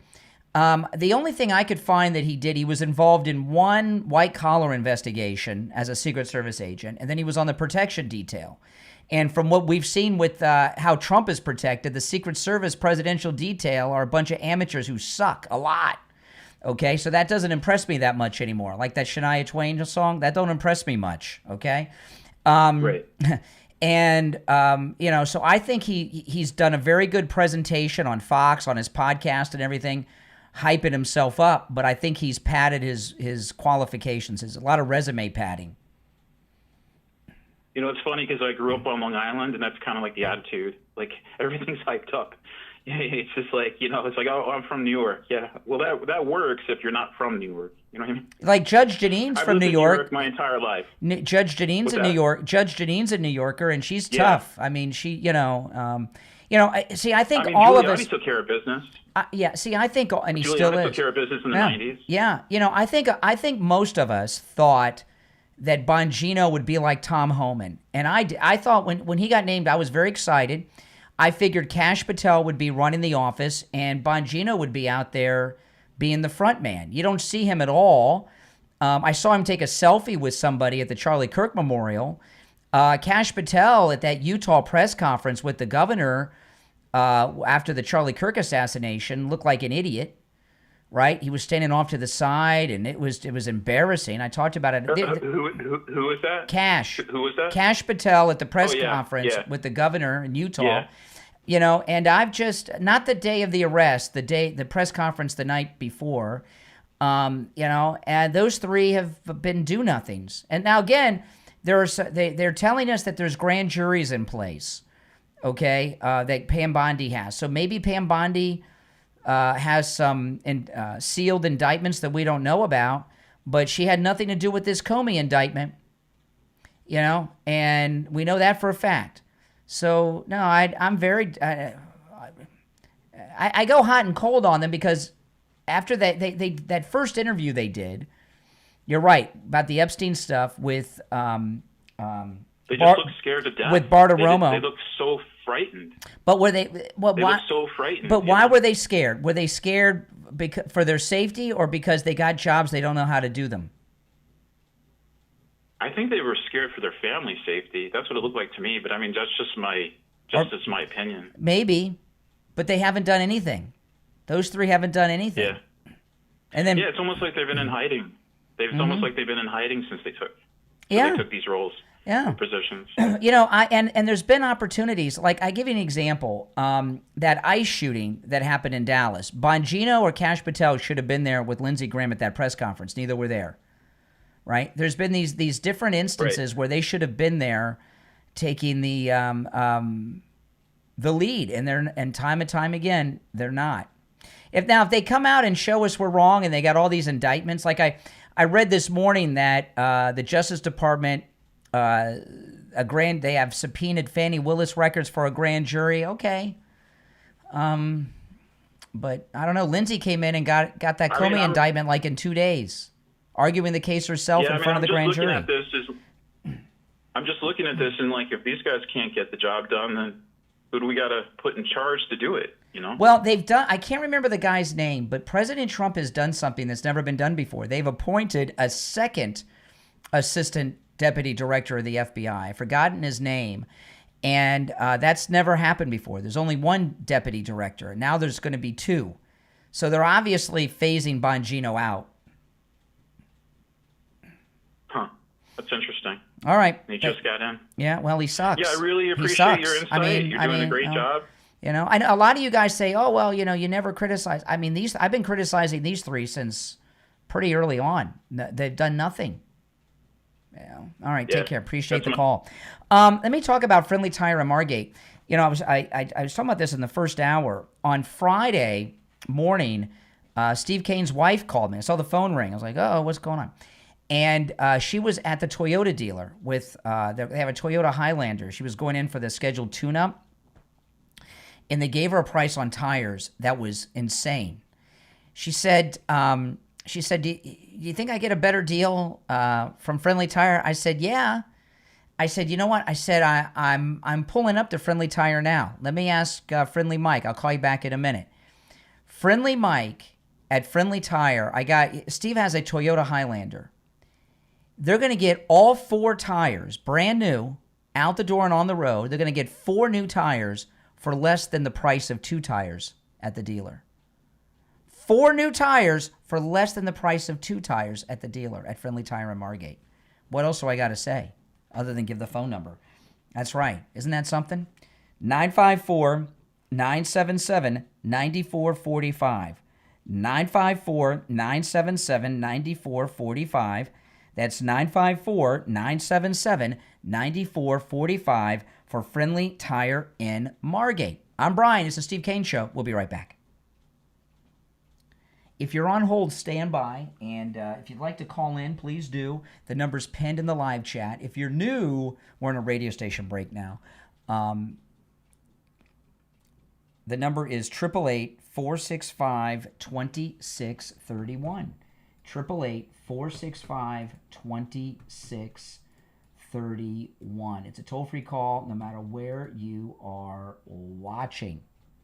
And I'll take some more calls when we get back and got some other issues to get to. I've got to queue up a few things for the next segment. Oh, yes, that's a big one. I meant to get to that earlier.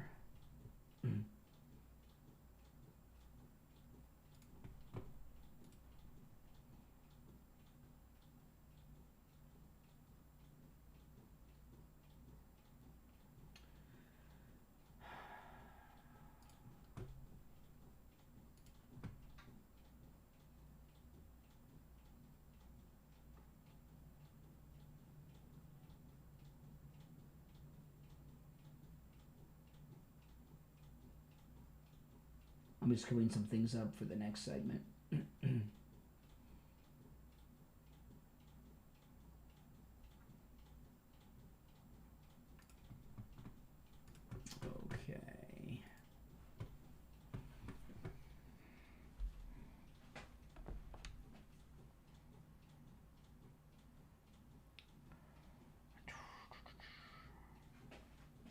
I'll be right back, guys. Got to go check on something.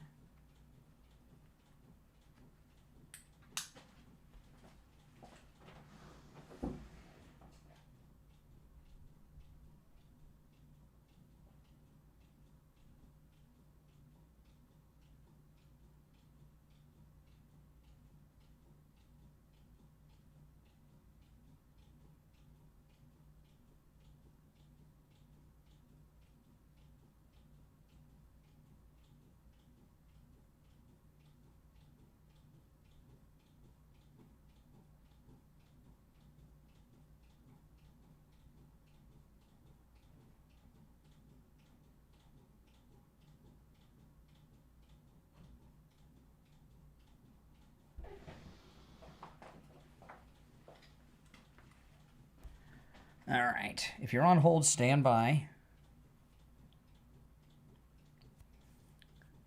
I'm going to wait till we get back to take calls, if you don't mind.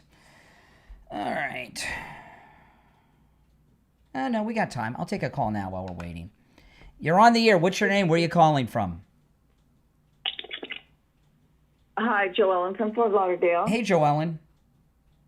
Hey there. I hear you bashing Dan Bongino again. I'm not bashing. I was asked my opinion. Hold on, Joellen. Hold on. You know, Joellen, we're in a break on the radio. I'm gonna put you on hold and go to you after the break, okay? Because I want this to be heard by everybody. All right? I hope so. Of course. I'm gonna put you on hold. I'll be back to you. I just don't want you to have to repeat it. No, hold on. Are you gonna be first after the break? No. I hope so. We'll be back in a minute. She's implying that I'm not going to take her call. I put her on hold. She's on line 1. So if she's not there when I go to her, she hung up. But she's like, I hope so. Is she not implying that I'm going to let her go? I'm not going to take her call? Oh, my goodness. No, I'm going to do it. But I'm going to do it when we get back from the break because I don't want her to have to repeat. And we'll be back in less than a minute. Hold on, let me check the time. Yeah, we'll be back in about 30 seconds. Oh, my goodness. If you're on hold, hang in there. Joellen's going to be first.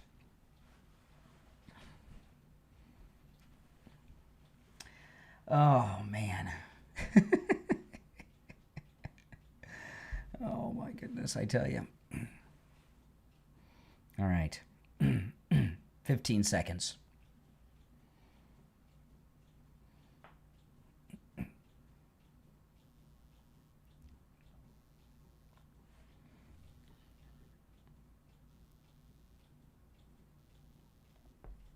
Welcome back. I'm Brian. It's the Steve Kane Show. Joe Ellen from Fort Lauderdale's on the line, and you said that I'm bashing Bongino. Just the way you're talking about, he doesn't know what he's doing. Have you any idea what they are doing?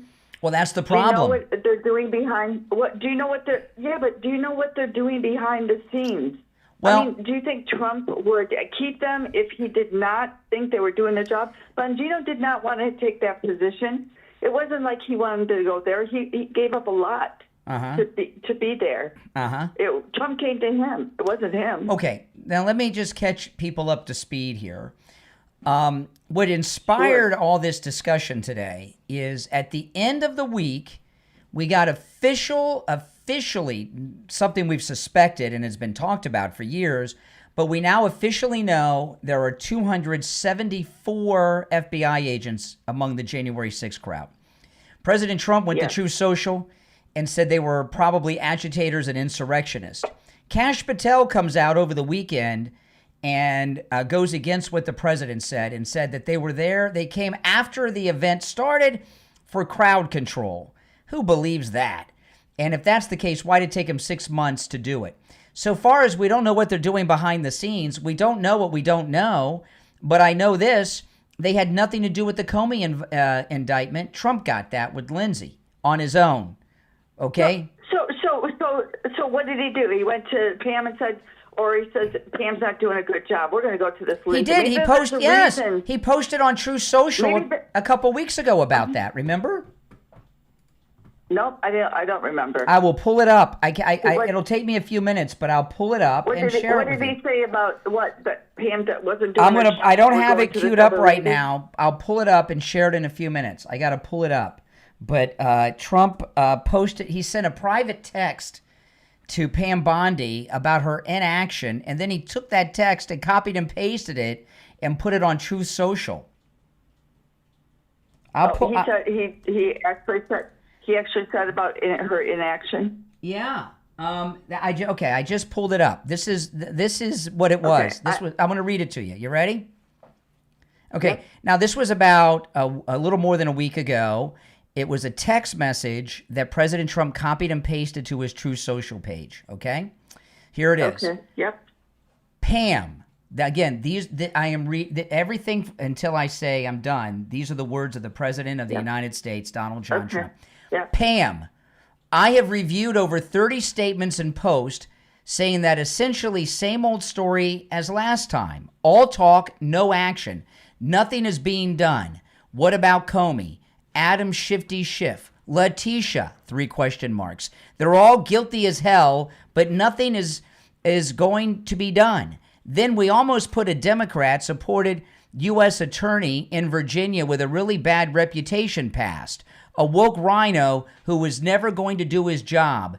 That's why 2 of the worst Dem senators pushed him so hard. He even lied to the media and said he quit and that we have no case. No, I fired him. And there is a great cause and many layers and legal pundits say so. Lindsey is a really good lawyer and likes you a lot. We can't delay any longer. It's killing our reputation and credibility. They impeached me twice and indicted me 5 times. The rest is in all capitals. Over nothing. Justice must be served now. Signed President DJT. So he's telling her, you haven't done a damn thing, Pam. What's going on here is what he's saying. Well, why at the cabinet meeting she's saying she's always doing a great job? Maybe she's not doing. I can't talk about Pam Bondi because it's the same thing. And I think I'm surprised though he would put something like that out. He did. He did. President Trump did that. I know. I understand that. I'm just surprised that he would put something like that out. As long as he had why hasn't he fired them? I give you a couple possibilities. Okay, one possibility is Your fantasies are true, and I hope they are, that they got everybody indicted, and we're just waiting, although Lindsey got the Comey indictment. He may not want to fire them for two reasons. One, that creates scandal in the media, and two, while they're working with him, he controls them. If he fires Pam Bondi, next thing you know, she's on MSNBC or CNN bashing him every day, right? Like a good Bushy. Okay, I don't believe that would be the case. Well, explain. Okay. You're shocked. I'm shocked you didn't know about this. This post. I didn't know about that. Well, no. what say you now that you know he was pissed at her for doing nothing? What say me? I say they're probably doing a lot. I mean, when they come to the table, President Trump says they're not. Trump said nothing. Nothing. You and I don't know what's going on behind the scenes, but he does. Okay. All right. But, I mean, when he goes to the cabinet meetings and they're posted for all of us to see, they're saying what a great job they're doing, drug bust and all this other stuff. I know that's and by the way, that post is still, he didn't delete that post from his True Social. That was a text message, and Loomer reported on this. It was a private text message, and he was so pissed he put it up on his Truth, and it's still there right now. As far as I know. Well, if it was private, then why would it be? Because he's pissed. Because she's doing Jack, and he's pissed. Okay, I don't know. I'm now you do know. Concerned about Dan Bongino. I'm more concerned about Dan Bongino because, like I said, we don't know what they're doing behind the scenes. I think they're probably the ones that are doing the investigating and doing stuff like that, and. Mm-hmm.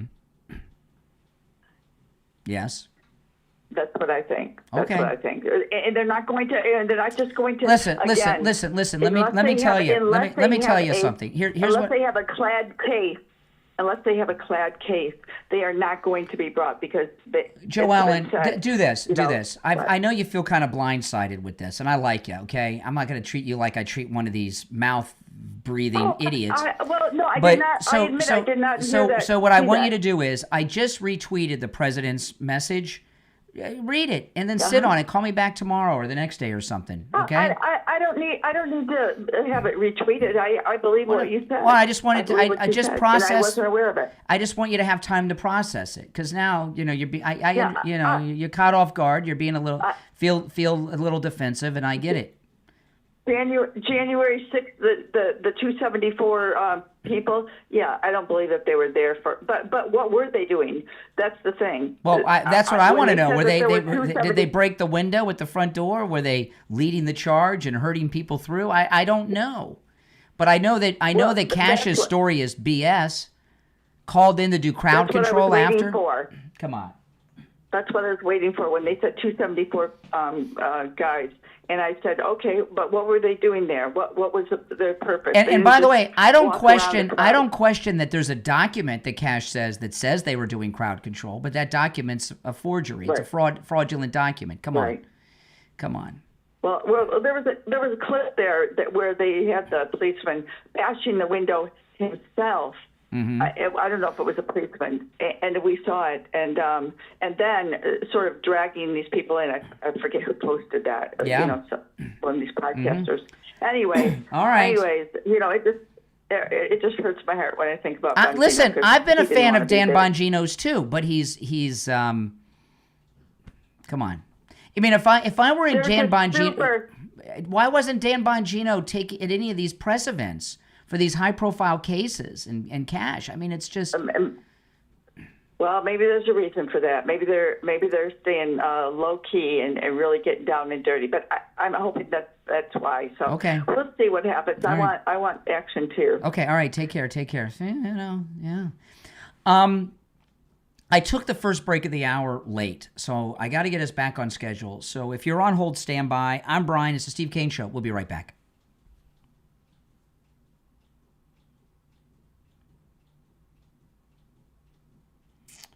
Okay, hold on. I got a couple. Let's see. I do this and this.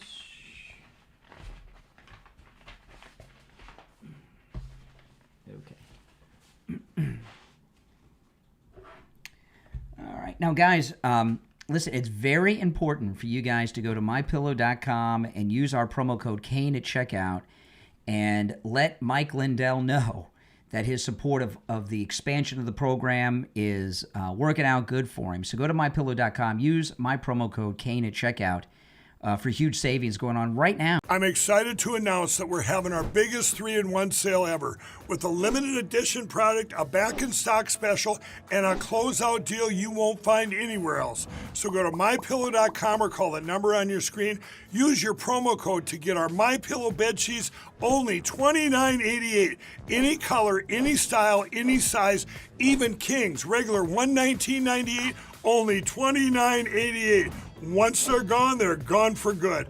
How about our My Towels? They're finally back in stock, but not for long. Get a 6-piece My Towel set, regular $69.98, now only $39.98. And for the first time and the only time ever, get our limited edition premium My Pillows. They're made with Giza cotton and designer gusset. Queen $17.98, Kings only $19.98. So go to mypillow.com or call the number on your screen. Use your promo code to get the best offers ever. Quantities are extremely limited, so order now. All right, yeah. So I appreciate your support of My Pillow, guys. It does keep things. We're going to be back in 1 minute, so I'm not going to take any calls till we get back. But see see Joellen, she got caught off guard there, didn't she? She didn't know about that text that the president posted to True Social. She was taken aback by it. She's a fan of Bongino. Hey, listen, we were all fans of Bongino. But he doesn't have, they obviously don't have what it takes. No, they weren't doing crowd control. Come on. Does anybody buy that? And Cash if Cash came out and said, well, the documents show they were doing crowd control, that's BS. I'm going to look into that personally with Dan. But he didn't say that. He presented it to Fox. Oh, no. I've got the records here. Why didn't he share those 6 months ago? Okay, stand by.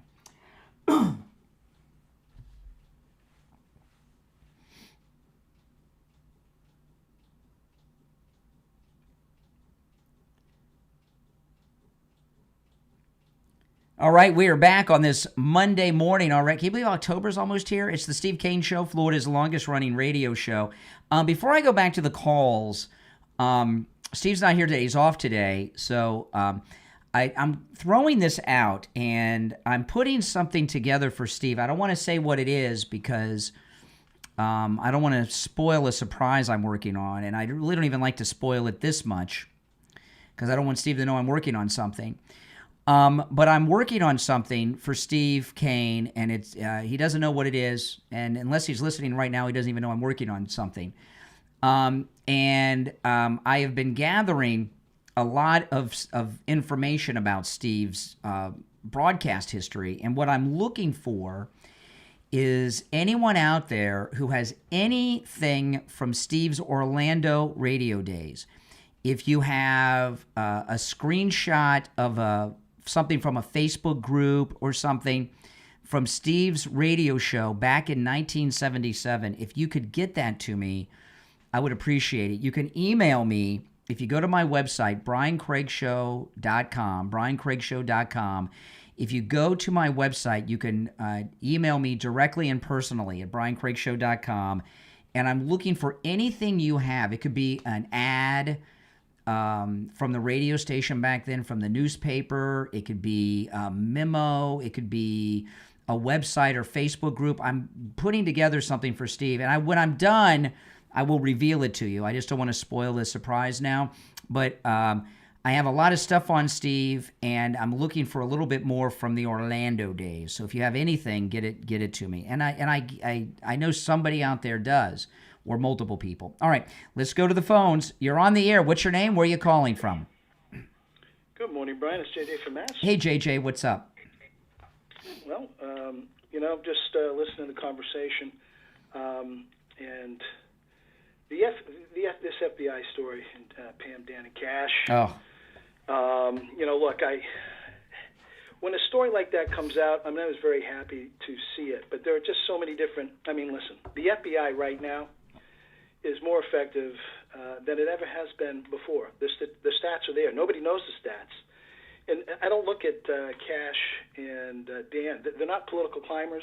They're not interested in the political aspect of it. But everybody wants that. Everybody wants the show. They want the performance. You know, like Comey was the thespian, and he was an actor. He loved that power. These guys just want to stop crime, and that's what they have been doing. The numbers are there.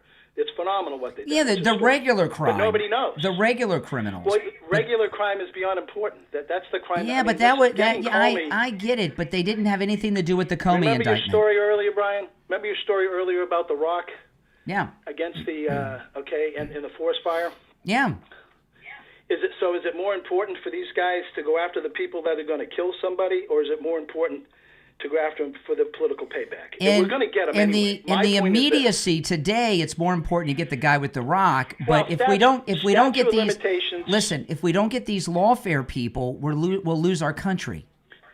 The thing is, Brian, we're getting them no matter what, even if they don't go. I mean, like right now. Well, I'm going to finish with my train of thought here. These, it's sort of. It's sort of like if you want clowns, it's sort of like go to the circus. Like, they're not interested in the spotlight. They're interested in stopping the crime.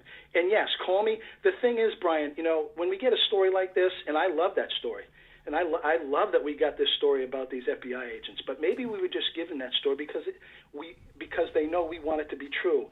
And then down the road, somebody surprises Trump with this document that maybe Cash came out of that. With that statement, because it's like a preemptive, sorry guys, you can't use this to get the president now. There's all kinds of stuff happening. I just think people are overthinking it and underthinking it. I mean, it's just a lot more. Here's the thing. Okay, Lindsay comes in 2 days, she goes to a grand jury, argues the case herself, and gets the big kahuna, Comey, the #1 guy, indicted. These people have been sitting around for 6 months. Well, here's the thing. I mean, I'm sure you're up to speed on most everything. You know that the guy that was there, the AUSA that was there in charge of this case, he was the godfather to one of Comey's. But the Attorney General herself could go to a grand jury. The Attorney General, Brian, the Attorney General hardly ever tries the case unless it's in the Supreme Court. She's the director up there. Bottom line is, I said that she was ecstatic, and I believe she was. And I think Trump's, truth was sort of a, love you, Pam, but, speed it up, okay? Pam, I'll give you this analogy. Pam is in the same position that Trump was in his first term. Trump knew it was bad. Pam knows it's bad, but Trump knew it was bad, but he didn't know how bad. And I don't think, is Pam a little bit too soft? Maybe. And I believe Trump would fire her in a heartbeat. He doesn't care about that. He hasn't fired anyone. He has not fired anyone. He'll fire anybody. Well, why? If it's so bad, how did Lindsay get that Comey indictment in like 2 days? Well, Brian, you said that she did it in 2 days. She didn't. I mean, listen, she had the help of thousands of people. She went and she even argued it herself. She even argued the case herself. Correct. She looked at she didn't do all the research all by herself. She had all the paperwork and research and all it was there to get this guy and to get Comey. The statute of limitations running out is one thing, and I think that's why Trump, listen, we got to get these guys before the statute of limitations runs out, unless, of course, it's within the conspiracy. And then, maybe they're just letting people be at ease. They think after 5 years it's going to be all well and dandy, and then they find out, well, no, sorry, guys, you're part of the conspiracy, and the 5 years thing doesn't work here. Yeah. They may be doing it to let these people get soft and talk, because they're all under surveillance. My point is this. You either believe that Pam Bondi, Cash Patel, and Dan Bongino are good, honest people, or you don't. Now, inept, maybe Pam's a little soft. I don't think, listen, I believe in all three of them, but I believe in Cash and Dan. And practically, I believe in Dan Bongino more than any of them. But Cash Patel as well. This Cash Patel is the guy that he was an investigator for the Senate or for the House with Nunes. Look at what Tom Homan and Kristi Noem are dealing with. Why, they've got this big government agency and they're out there knocking in doors every day. So why can Tom Homan and Kristi Noem use a similar government agency so effectively, but these three haven't done jack? Well, the whole thing is, Brian, is that they've done a fabulous job. The numbers are the FBI. You're talking about regular crime. You're talking about regular crime. I'm talking about all crime. That's what they're there. Not for. the lawfare. Nah, they're there for the lawfare too. They're there for all crime, and listen, they're there for all crime. But listen, Holman is the liquor store. Cash and Dan are the grocery store. Holman goes after one thing, okay? And I love Tom Holman, and I'm not disparaging him in any way. But Tom Holman got more help from the federal government. It's all one big team. Now, and the listen, big focus Tom Holman is on the illegal aliens. Tom right? Holman. Illegal aliens are a big focus. Tom Holman, he's the kind of guy. If you never heard of Tom Holman, you didn't know who he was, and you saw him at the mall, you would know he was a cop, right? He and it's he's big and he's tough. It's how he carries himself, and I've seen, think about it, Borders is kind of like an unofficial job. They have no authority whatsoever. He turned down being director of Homeland. They have no authority. And I see him out there on the front lines taking charge, giving orders to local law enforcement and federal agents. See him on the media, right? I've seen him on TV, and he gives orders, and he gives... The media, the TV. Yeah, then he goes and kicks in a door and arrests people. And what you see is... I saw Kash Patel in Utah off to the side of the stage looking terrified, like, who am I? What am I doing here? It was like Admiral Stockdale at that press conference in Utah. Well, that's the old school. Admiral Stockdale, I don't know about that, but listen, it's the show. Exactly what I meant. Well, it's the show. Yeah, well, it's the show. Okay. You're interested in. Not you, but people in general are used to what the FBI was. Listen, I got to run because I'm up against a break. All right, hey, listen, I hope I want to be wrong. I want you to be so right. You understand that, right? I don't want to be right. Well, yeah, no, I know, Brian. I know you got an angel on one side, and you're arguing back and forth between the two. I know you want it to be. I'm just saying that there's a big difference between Holman and what he does, that he goes after illegal aliens, and Dan Bongino and Cash go after 1,000 different crimes all over. Lindsay, 2 days, Lindsay got Comey, the biggest fish. All right, take care. If you're on hold, stand by. I want to take a moment to talk about coastal weight loss. All this weight, over 35 pounds I lost, which was above my goal weight. Remember, I only wanted to lose 25 pounds. I lost over 35, and I've kept it off. With no pills, no injections, no surgery, no exercise. I was never hungry, eating foods I would normally eat. And you know what? My results are typical. I lost about a pound a day with that. Can you imagine? And my results are typical. You can lose 10 to 20% of your body weight in just 60 days. I'm going to give you the number to Coastal Weight Loss Secret. Call them. Schedule your free consultation right now. And they can help you no matter where you are located in the United States. 561-247-6300. 561-247-6300. 561-247-6300. And online, coastalweightlosssecret.com. We'll be right back with the Gold Report.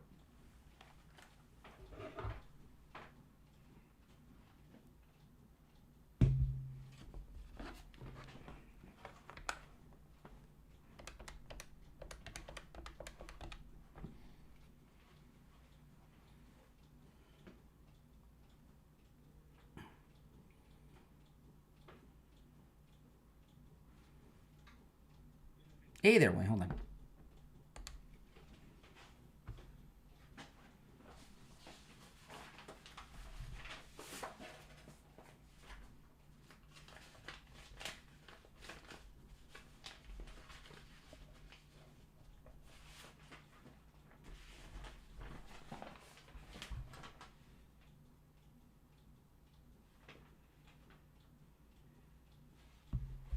Okay, 1 minute. We'll be back, guys. 1 minute.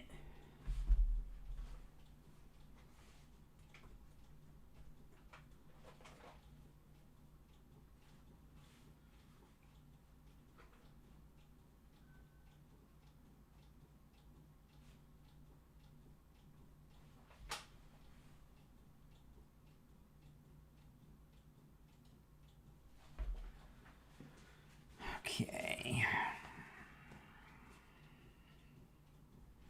The show has flown by today, guys, hasn't it? If you're new, Make sure you subscribe. And if you're watching with the green behind me, if you go to my mainstream, you can see and hear all the articles and videos I show. And the direct link is in the description of the video. Just click that link, all right? It'll take you right there. All right, 10 seconds.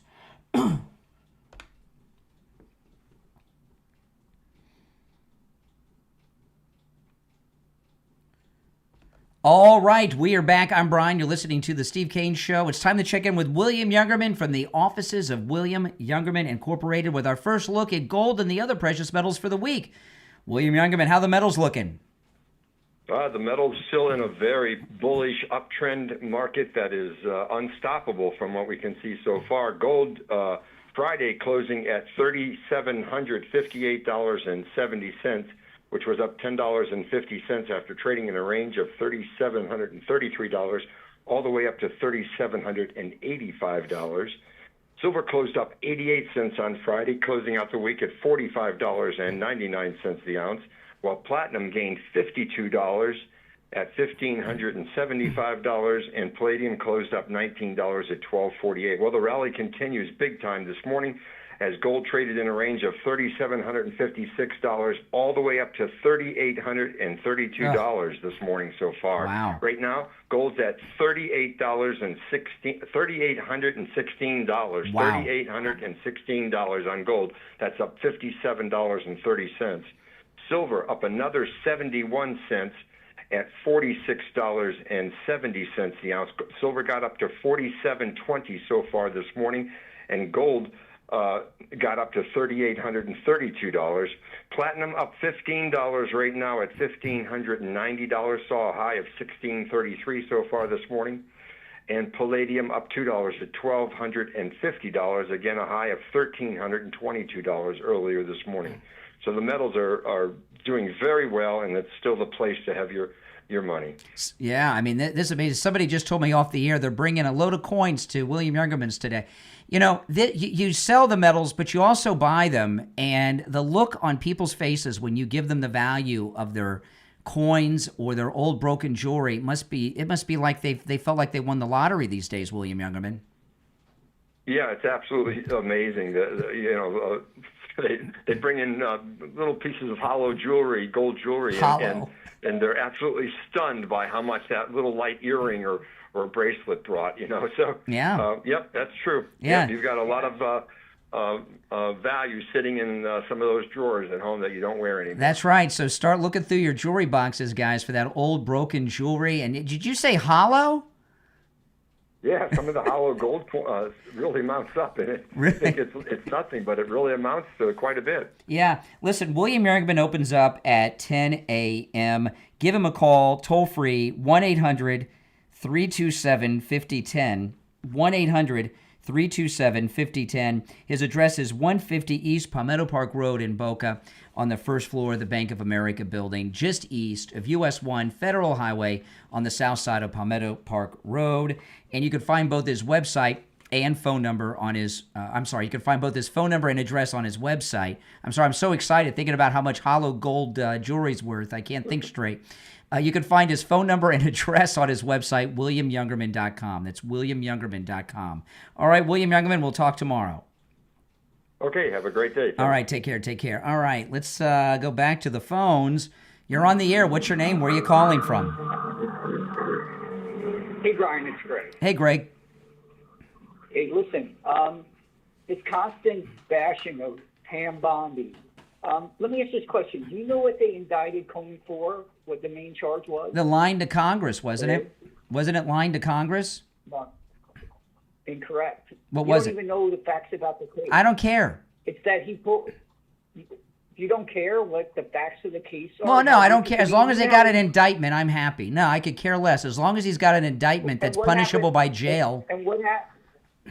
What they get him on then? What'd they get him on, Greg? On your poor... The main charge in the indictment was that he told a friend to tell like a public news outlet. No, he lied. No, we're both right. No, he lied to Congress. He was asked in a congressional hearing whether that he had leaked or used a third party to leak information to the media. He said, no, that's lying to Congress. He perjured himself. He lied to Congress. Right. So what do you mean I was wrong? Then what are you telling me I'm wrong for? I was right. Wait. The initial crime was. Oh, no, okay. Whatever, Greg. I was right. Oh, my goodness. Pathetic. Okay, but let me ask you a question. Oh, I was right. But also, you know you what, said I wasn't. No, wait. But the main crime is the fact that he told a person to release some information that he should not have. And then he lied in front of Congress. So without one, you can't have the other. The lying before Congress is the secondary. You know, this is so pathetic. This is so pathetic. And let me ask you a question. If he gets off, all he wants is indictment. And you know what, Pam Bondi, by the way, why do every female Trump deals with, appoints, you have to talk about their physical appearance? I don't talk about everyone's physical appearance. You don't? No, I'm talking every female. Didn't you say she looks like a supermodel? How hot she is? Oh, Lindsay, yeah, Come on, acknowledge her. Yeah. So you don't say that? You don't think that's sexist? No. What, admiring beauty? No. Every female you talk about, you have to have a sexist. You know what? The beauty is not part. It's her professionalism. It's her knowledge, her brain. No, I'll tell you a woman who's sexy in a different way. Judge Janine, she doesn't mess around. Judge Janine. She's like 70 years old. Yeah, but she's got that natural charisma. If she were the Attorney General, we'd have these things done already. I mean, this new acting U.S. attorney comes in a couple days, gets an indictment against the ringleader, Comey. And listen, so first of all, the whole phrase about indictments. They're very simple to get. Well, Pam Bondi hasn't gotten any that we know of. Is Pam Bondi, by the way, the attorney record in that case? She's the boss. She could get them. Come on, Greg. She wasn't an attorney. Greg, this is a stretch. All right, I appreciate the call. Before I go back to more calls, let me talk about Joe Thomas. You know, Joe Thomas, we have some, one of our commercials we run on the radio station is with one of our listeners, Bruce. Where he goes and he got one of those annuities with what I call the signing bonus. You know, you can make 10% on your money before you leave Joe Thomas's office. How long would it take you to make 10% on your money, a sure thing, in the stock market? If everything went well, a year, maybe? How about making 10% before you walk out of the door, before you get back to your car? That sounds pretty darn good to me, doesn't it? Give Joe Thomas a call. Talk to him about annuities. You know, with annuities, not only can you get that 10% bonus, but on your money on day one, but your money's never at risk. Your money is always safe, and you're guaranteed an income stream every month for the rest of your life. It's an amazing deal. Give Joe Thomas a call. His number is 561-743-0999. 561-743-0999. That's 561-743-0999. And if you missed the number, just go to his website, jupiterjoe.com, and it's listed right there, jupiterjoe.com. All right, our number is toll-free, 1-888-465-2631. You're on the air. What's your name? Where are you calling from? Hey, Brian, this is James up in Delray. How you doing, buddy? All right, James in Delray. How are you? Listen. I got a couple questions for you. One, do you think President Trump knew that Comey's statute of limitations was coming up? That's why he put that memo out, Pam Bondi, the week before. Well, everybody knows because it was talked about a lot. They were kind of counting on that, you know. Right. I mean, not everybody, but anyway, I'm glad that started many to come. Hopefully.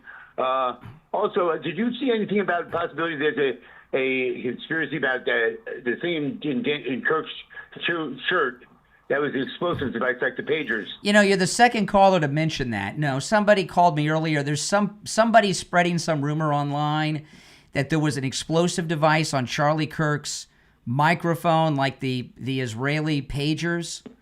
Right. You know, right. so these are the anti-Semites. They want to try to tell you they've been trying to tell you that the Israelis killed Charlie Kirk. So now they're trying to get this beeper bomb thing going. Please, no, there's no. We all saw it. It was a bullet. Sadly, I wish I wouldn't have seen it. No, that was not an explosive device. Come on. That's just, okay. Yeah, I mean, there's a whole video. There's a whole video out that shows guys going and grabbing something out of one guy's hand, passing it off to another guy's. It didn't help Charlie Kirk. They ran.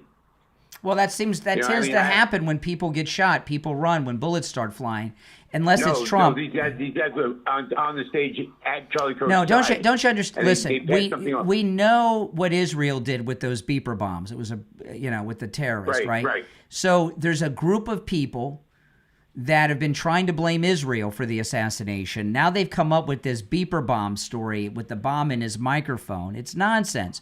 I remember when that beeper bomb thing happened, I saw a lot of that, and they didn't have any gunmen around. Like I remember one guy was like getting his hair cut or something, right? He was in a barber chair and it went off. So no, this is I was just curious if you heard anything about it. Yeah, you're the second caller to mention it to me today. I don't know. Where did you hear that at? Because whoever's promoting that, you should. The Stu Peters show. I would not, if they believe that and are promoting that, I would not listen to them. I'll send it to you.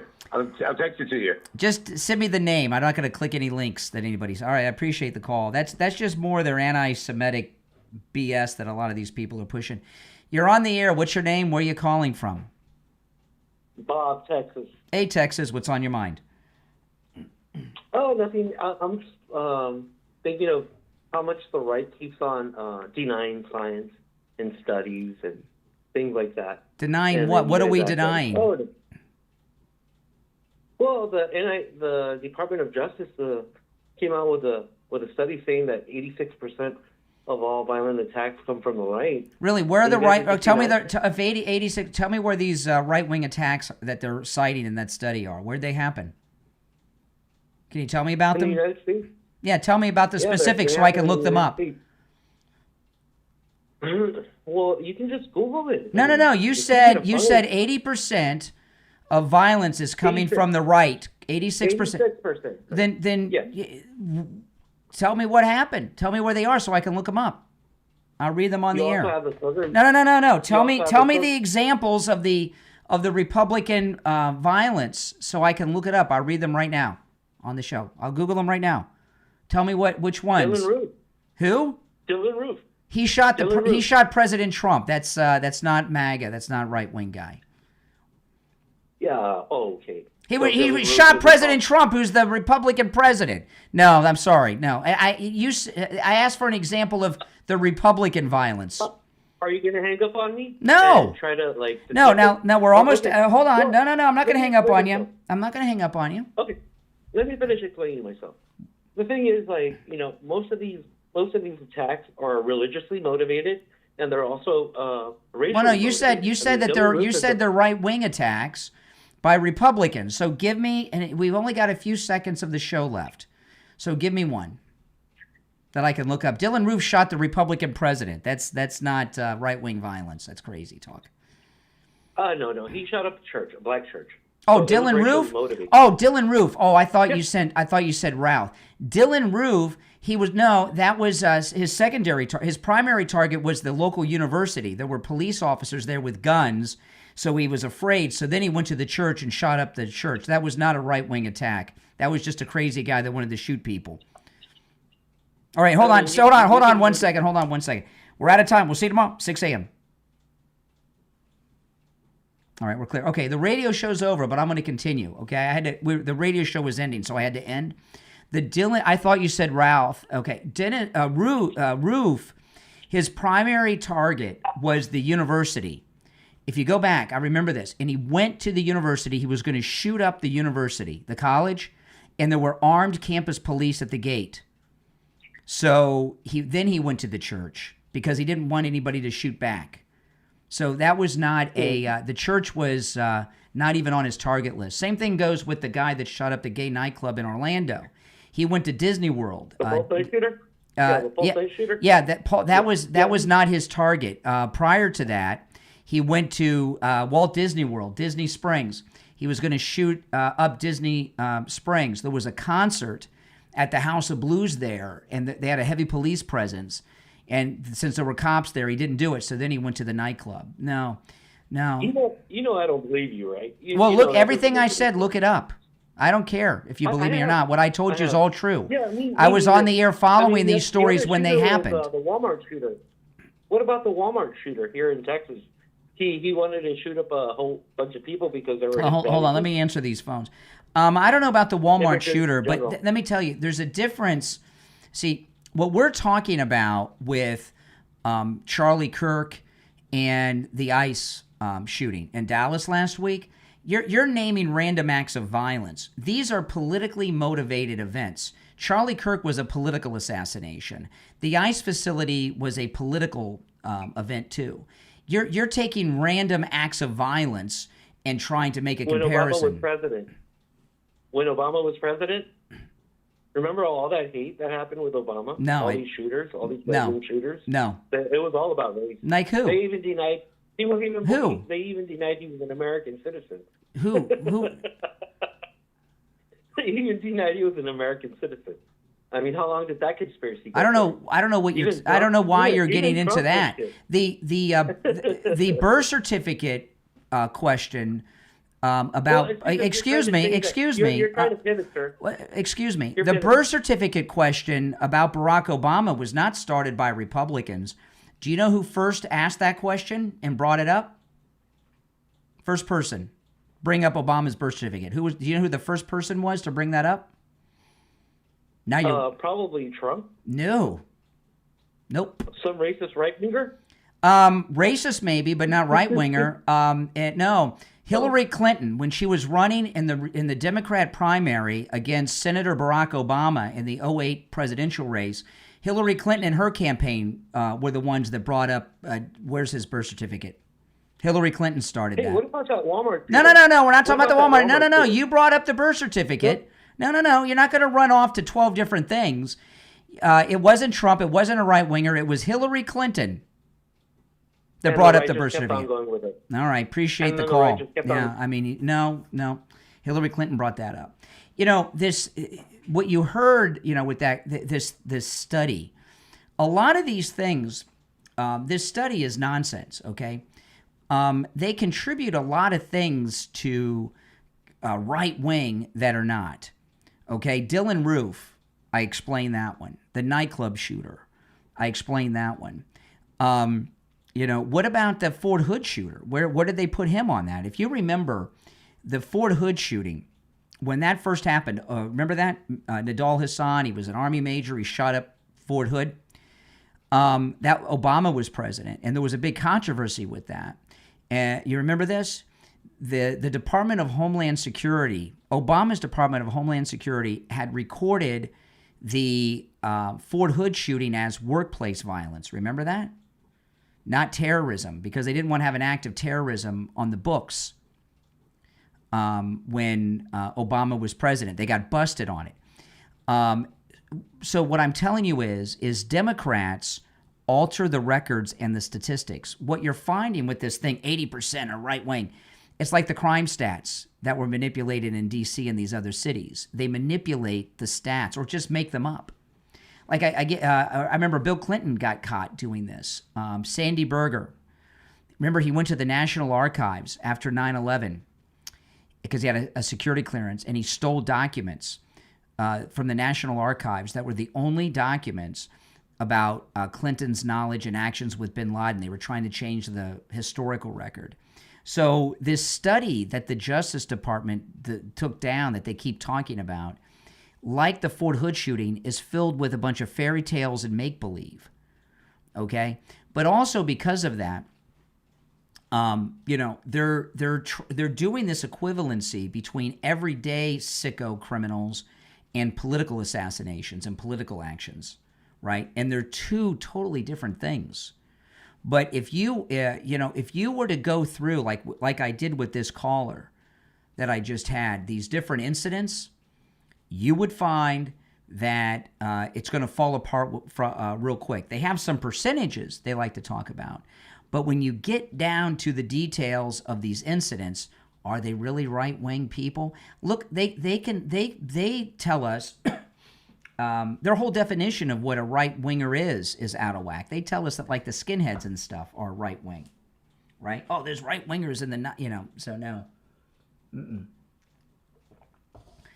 And that it'll fall apart each and every time for them. Now, guys, I want to remind you that if you're new, make sure you subscribe to the channel. And if you're already subscribed, do me the favor of liking the video. I wanted to share this with you guys. I didn't get a chance to get to this on the radio show. I made a reference to it. But look at this. This is NBC News. U.S. preparing options for military strikes on drug targets inside Venezuela. Isn't that about time? You know, this war on drugs has been just a slogan, right?